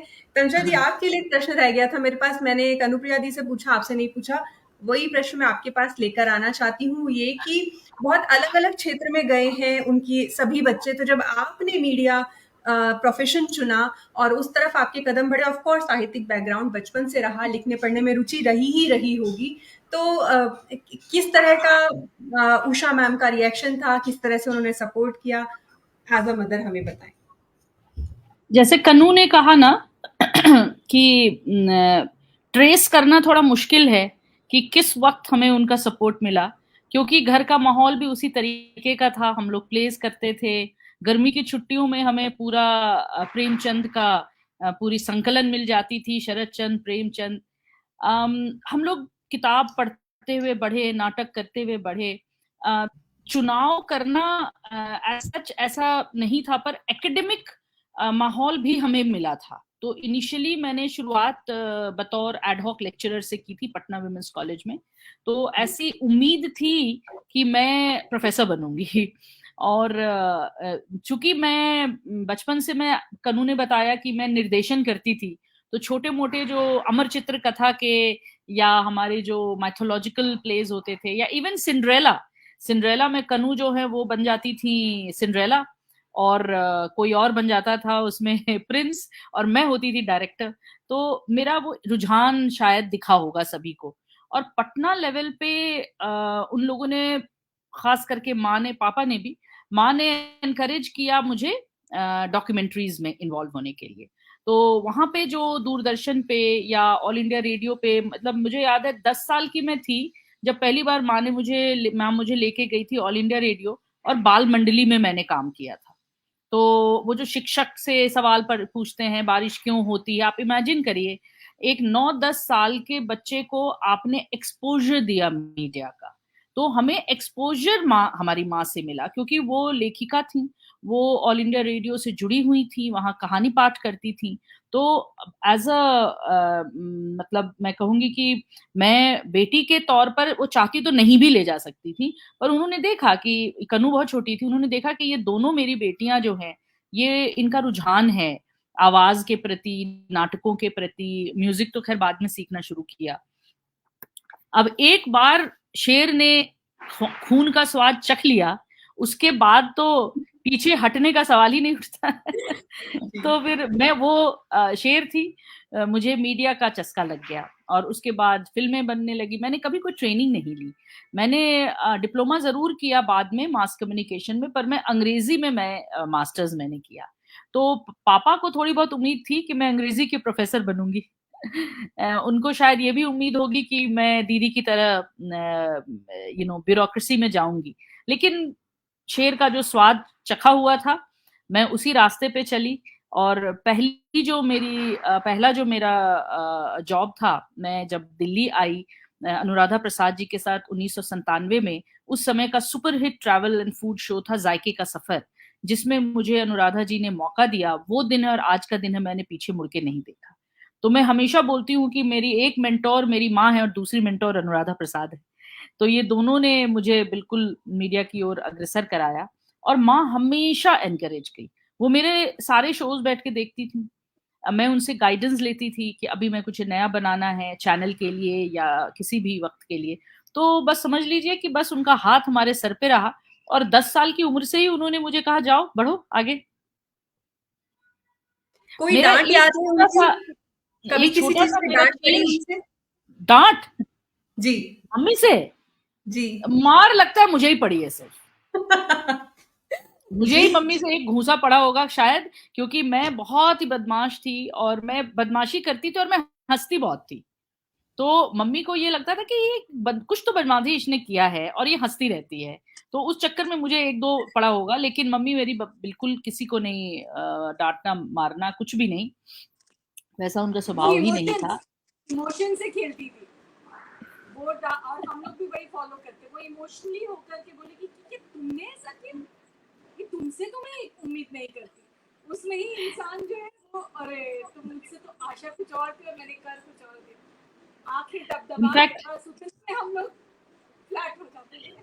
इनफैक्ट मेरी माँ ये डिक्लेयर कर चुकी थी सबके सामने और मुझे बोलने में पूरे प्लेटफॉर्म पे कोई शिकन नहीं है कि मैं उनकी फेवरेट बेटी थी, और वो बोलती भी थी कि तनु मेरी फेवरेट है।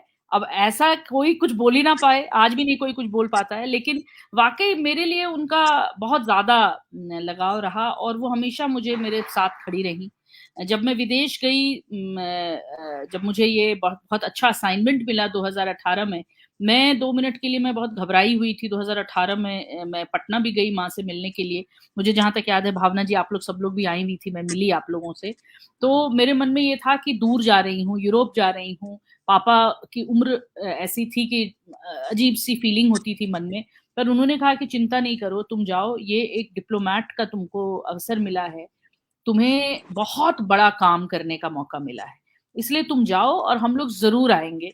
पर कोरोना आ गया और वो लोग कोई नहीं आ पाए, घर में बाकी लोग आए, मम्मी पापा नहीं आ पाए, लेकिन उनका हाथ हमेशा मेरे सर पे रहा और वो हमेशा उम्मीद करती थी कि कुछ ना कुछ मैं करूंगी। यहाँ तक कि मैं आपको बस अंत में ये बता दूं कि पिछले साल तक मम्मी इनफैक्ट जब सब कुछ ठीक रहा तब तक हम लोगों में ये डिस्कशन लगातार चलता था कि उनकी कहानी दूब धान पर मैं फिल्म जरूर बनाऊंगी, और वो आज के रेट में भी मैं उस पर काम कर रही हूँ और वो जरूर बनेगी वो फिल्म, क्योंकि माँ को मैंने वादा किया हुआ है। और इतनी खूबसूरत उसकी जो मैंने कॉन्सेप्ट लिखी थी वो माँ ने पढ़ा, क्योंकि वो कहानी से पहले कनू ने नाट्य रूपांतर किया और उस पर नाटक किया और उसके बाद मैंने उसके ऊपर शोरील बनाई फिल्म के लिए कि वो फिल्म OTT पे जाए या फिल्म फेस्टिवल्स में जाए। और माँ अंत तक वो कहती रही कि नहीं इसमें ये करो, इसमें वो करो। जब मैंने कहा कि मैं बहुत बड़ी किसी नामचीन एक्टर को लूंगी सबुजनी के रोल के लिए या जिसके लिए, वो हमेशा कहती थी कि नहीं तुम ये करो, क्योंकि ये एक ऐसा उनके अंदर एक कह सकती है कि ड्रीम था कि उनके बच्चे उनके उनकी कृतियों पर कुछ ना कुछ करें।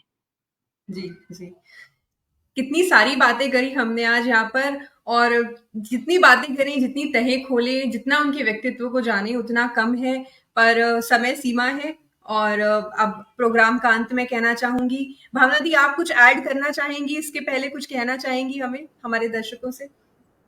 बस क्या कहा जाए, उनके बारे में तो कहने को अनंत है, लेकिन यही कहना है कि एक चीज मुझे अचानक अभी नहीं, आपने पूछा तो याद आया, मुझ में वो पता नहीं, उन्होंने एक दो बार कहा कि तुमको मैं अपने स्कूल की लेखिका, मतलब स्कूल मतलब अपने थॉट प्रोसेस जो उनका था, विचार जो थे, जैसे आजकल फेमिनिज्म पे बहुत लिखा जा रहा है, फेमिनिस्ट ढंग से उसको तथाकथित फेमिनिज्म कहो या जो कहो, तो पता नहीं मुझ जैसे उनके अंदर एक मध्यम मार्गी दृष्टिकोण था उनका, ना तोड़ो ना फोड़ो, जोड़ो। तो वो कहती थी कि बहुत बार कहती थी कि जो किसी का मतलब घर में भी जैसे जो स्त्रियां विवाह कर लेती हैं, विवाह टूट रहे हैं आजकल, और बहुत सारी ऐसी समस्या हम देख रहे हैं, विवाह संस्था पर लगता है जैसे कोई खतरा है। तो उनका कहना ये था कि नहीं, स्त्री जो है वही घर की धुरी है। इसको कुछ लोग शायद आउटडेटेड थॉट मान सकते हैं, क्यों नहीं। तो बराबर वाला जो एक था ना, ऐसी स्त्री, जैसे अभी तनु ने या कनु ने शायद कहा कि सक्षम बने, स्त्री सक्षम जरूर बने, लेकिन वो ना पुरुष बनने की कोशिश ना करे। स्त्री जो है वो स्त्री ही बने, और वो पुरुष के अवगुणों को ना बनाए, ना अपनाए, क्योंकि पुरुष जो है उसमें सचमुच हम चारों स्त्रियां हैं, हम जानते हैं पुरुष के लिए स्त्री बनना बहुत कठिन है। जिस दिन बन जाएगा समाज की सारी समस्याएं हल हो जाएंगी। तो वो हमेशा कहती थी कि जोड़ना स्त्री को ही पड़ता है। एक छोटी सी चीज मुझे और याद आ रही है यहाँ पर, जो सर थे रामचंद्र खान सर, कितने विद्वान, कितने, कहा जाए ही वॉज हाईली इंटेलेक्चुअल। और मुझे कभी कभी लगता है दीदी कहती थी इनके सामने हम चुप हो जाते हैं, क्योंकि इनसे क्या हम डिबेट करें, और उन्हें पता था कि नहीं, इनसे उलझना नहीं है, मतलब शास्त्रार्थ बड़ा गंभीर हो जाएगा। तो वो चुपचाप चुप रहती थी, सरेंडर करें ना करें पर वो खामोशी से। तो सर बहुत बड़े ये थे, कर्मकांडी कहूं उसको, या रिचुअल्स में बहुत विश्वास रखते थे वो, जो भी हिंदुइज्म के होते हैं। और दीदी बिल्कुल नहीं पसंद करती थी, भले ही वो पूजा कर देती थी सुबह सर के कहने पे, या सर के ठाकुर जी हैं, जितना मैं जानती हूँ, अगर मैं गलत कुछ हूँ तो मुझे यहाँ पर दोनों जो हैं मुझे करेक्ट कर सकती हैं। लेकिन मैंने उनमें गजब की एक एडजस्टमेंट, बैलेंसिंग पावर थी वो। जब उनको कभी कभी कोई साधु संतों के शिविर लगते थे तो सर उसमें जाते थे, और उसमें दीदी को जुगल जोड़ी के रूप में जाना पड़ता था, और वो बिल्कुल इच्छा नहीं होती थी, लेकिन जाती थी, घंटों बैठती थी। तो मुझे लग रहा है वो एक ऐसी सशक्त महिला थी जो परिवार की के सारे दायित्वों को भी इच्छा ना होते हुए भी एक परंपरा के रूप में निभाती थी। तो मुझे लग रहा है इसी तरह का, देखिए उनकी भामती, आप देखिए भामती में यही तो है कि जो जी। वो एक ऐसे स्त्री पात्र को रचती हैं, 18 वर्षों तक अपना दायित्व निभा रही है, लेकिन उन्होंने एक पुरुषों को भी भामती लिखकर ये संदेश दिया कि जो स्त्री खामोशी से दायित्व निभाती है उसको तुम क्रेडिट दो, वाचस्पति मिश्र की तरह। उन्होंने अपने 18 वर्ष के पूरे तपस्या को उन्होंने भामती नाम दिया। तो दीदी का अद्भुत चरित्र था। वो किसी ना खूंटे से बंधी थी, ना तोड़ फोड़ की बात करती थी, पर वो कहती थी सब कुछ निभाते हुए, सक्षम बनकर भी सब कुछ निभाओ, परिवार तभी बनता है। और पता नहीं क्यों मुझे वो कहती थी कि तुम्हारे लेखन में, क्योंकि मैं कभी उस तरह की बोल्ड कहानियां नहीं लिख पाई, लिख पाई, वो मेरे लेखन के एक उसको जानती थी, तेवर को। तो उन्होंने मुझे जब ये कहा तो मुझे बहुत अच्छा लगा, भावना तुम मेरे मतलब क्या कहें, परंपरा की, मैं तुमको अपनी परंपरा की लेखिका मानती हूँ। तो मेरे लिए दीदी का एक आशीर्वाद था, और मुझे लगता है कि इसी के वजह से मैं आगे लेखन करती रहूंगी। और अभी मैं इस मंच पे पहली बार ये घोषणा कर दूं कि दीदी ने मुझे कहा था जाने से कुछ महीने पहले, भावना उपन्यास लिखो। मेरा एक उपन्यास आ चुका है, से 12 पुस्तकें प्रकाशित हैं, कहानी की हैं उसमें काफी सारी कविताओं की, लेकिन उपन्यास एक ही था। मुझे बोली नहीं, अब कहानी नहीं, उपन्यास लिखो, और वो लिखो जो तुमने जिया है। और अब मेरा नया उपन्यास शायद आजकल उसकी प्रूफ रीडिंग चल रही है, वो पाइपलाइन में था, और मैं उसको बिल्कुल अपनी पुण्य श्लोक प्यारी प्रिय दीदी पर को मैं समर्पित करूंगी, क्योंकि उन्हीं की प्रेरणा से मैंने जो उसकी कथानक चुना, दीदी की प्रेरणा थी। तो मतलब बहुत यही सब सुंदर दीदी, बहुत शुभकामनाएं, बहुत बहुत शुभकामनाएं। शत शत नमन आपके मंच से भी, और हर दिन वो कभी भूलती ही नहीं, उन्हें याद नहीं करना पड़ता, वो कभी जाती नहीं है। बिल्कुल, बिल्कुल। बहुत अच्छा लगा आप सबसे जुड़कर, यहाँ पर आप सबने हमें आज इतना इतना इनरिच किया है, इतनी तरह की चीजें हमारे साथ शेयर करी हैं, इतनी बातें बताई हैं उनके व्यक्तित्व के बारे में जो शायद ही हम कभी किसी और से समझ पाते या जान पाते, और सोचने के नए तरीके भी बताए हैं। आजकल के जो हमारा एक खुद का जीवन है जिसमें भाग दौड़ रहती है, उसमें कैसे सामंजस्य बनाते हुए अपने टारगेट्स को ना भूलें, आगे बढ़ते रहें, ये एक पॉइंट आई एम श्योर यहाँ पे सारे व्यूवर्स लेके जाएंगे। तो इन सभी बातों के साथ मैं एक बार फिर से आप सभी का बहुत बहुत धन्यवाद कहूंगी कि आपने हमें इतना समय दिया, बड़ी बिंदी के साथ आप जुड़े। बहुत बहुत धन्यवाद, बहुत बहुत नमस्कार। धन्यवाद। नमस्कार।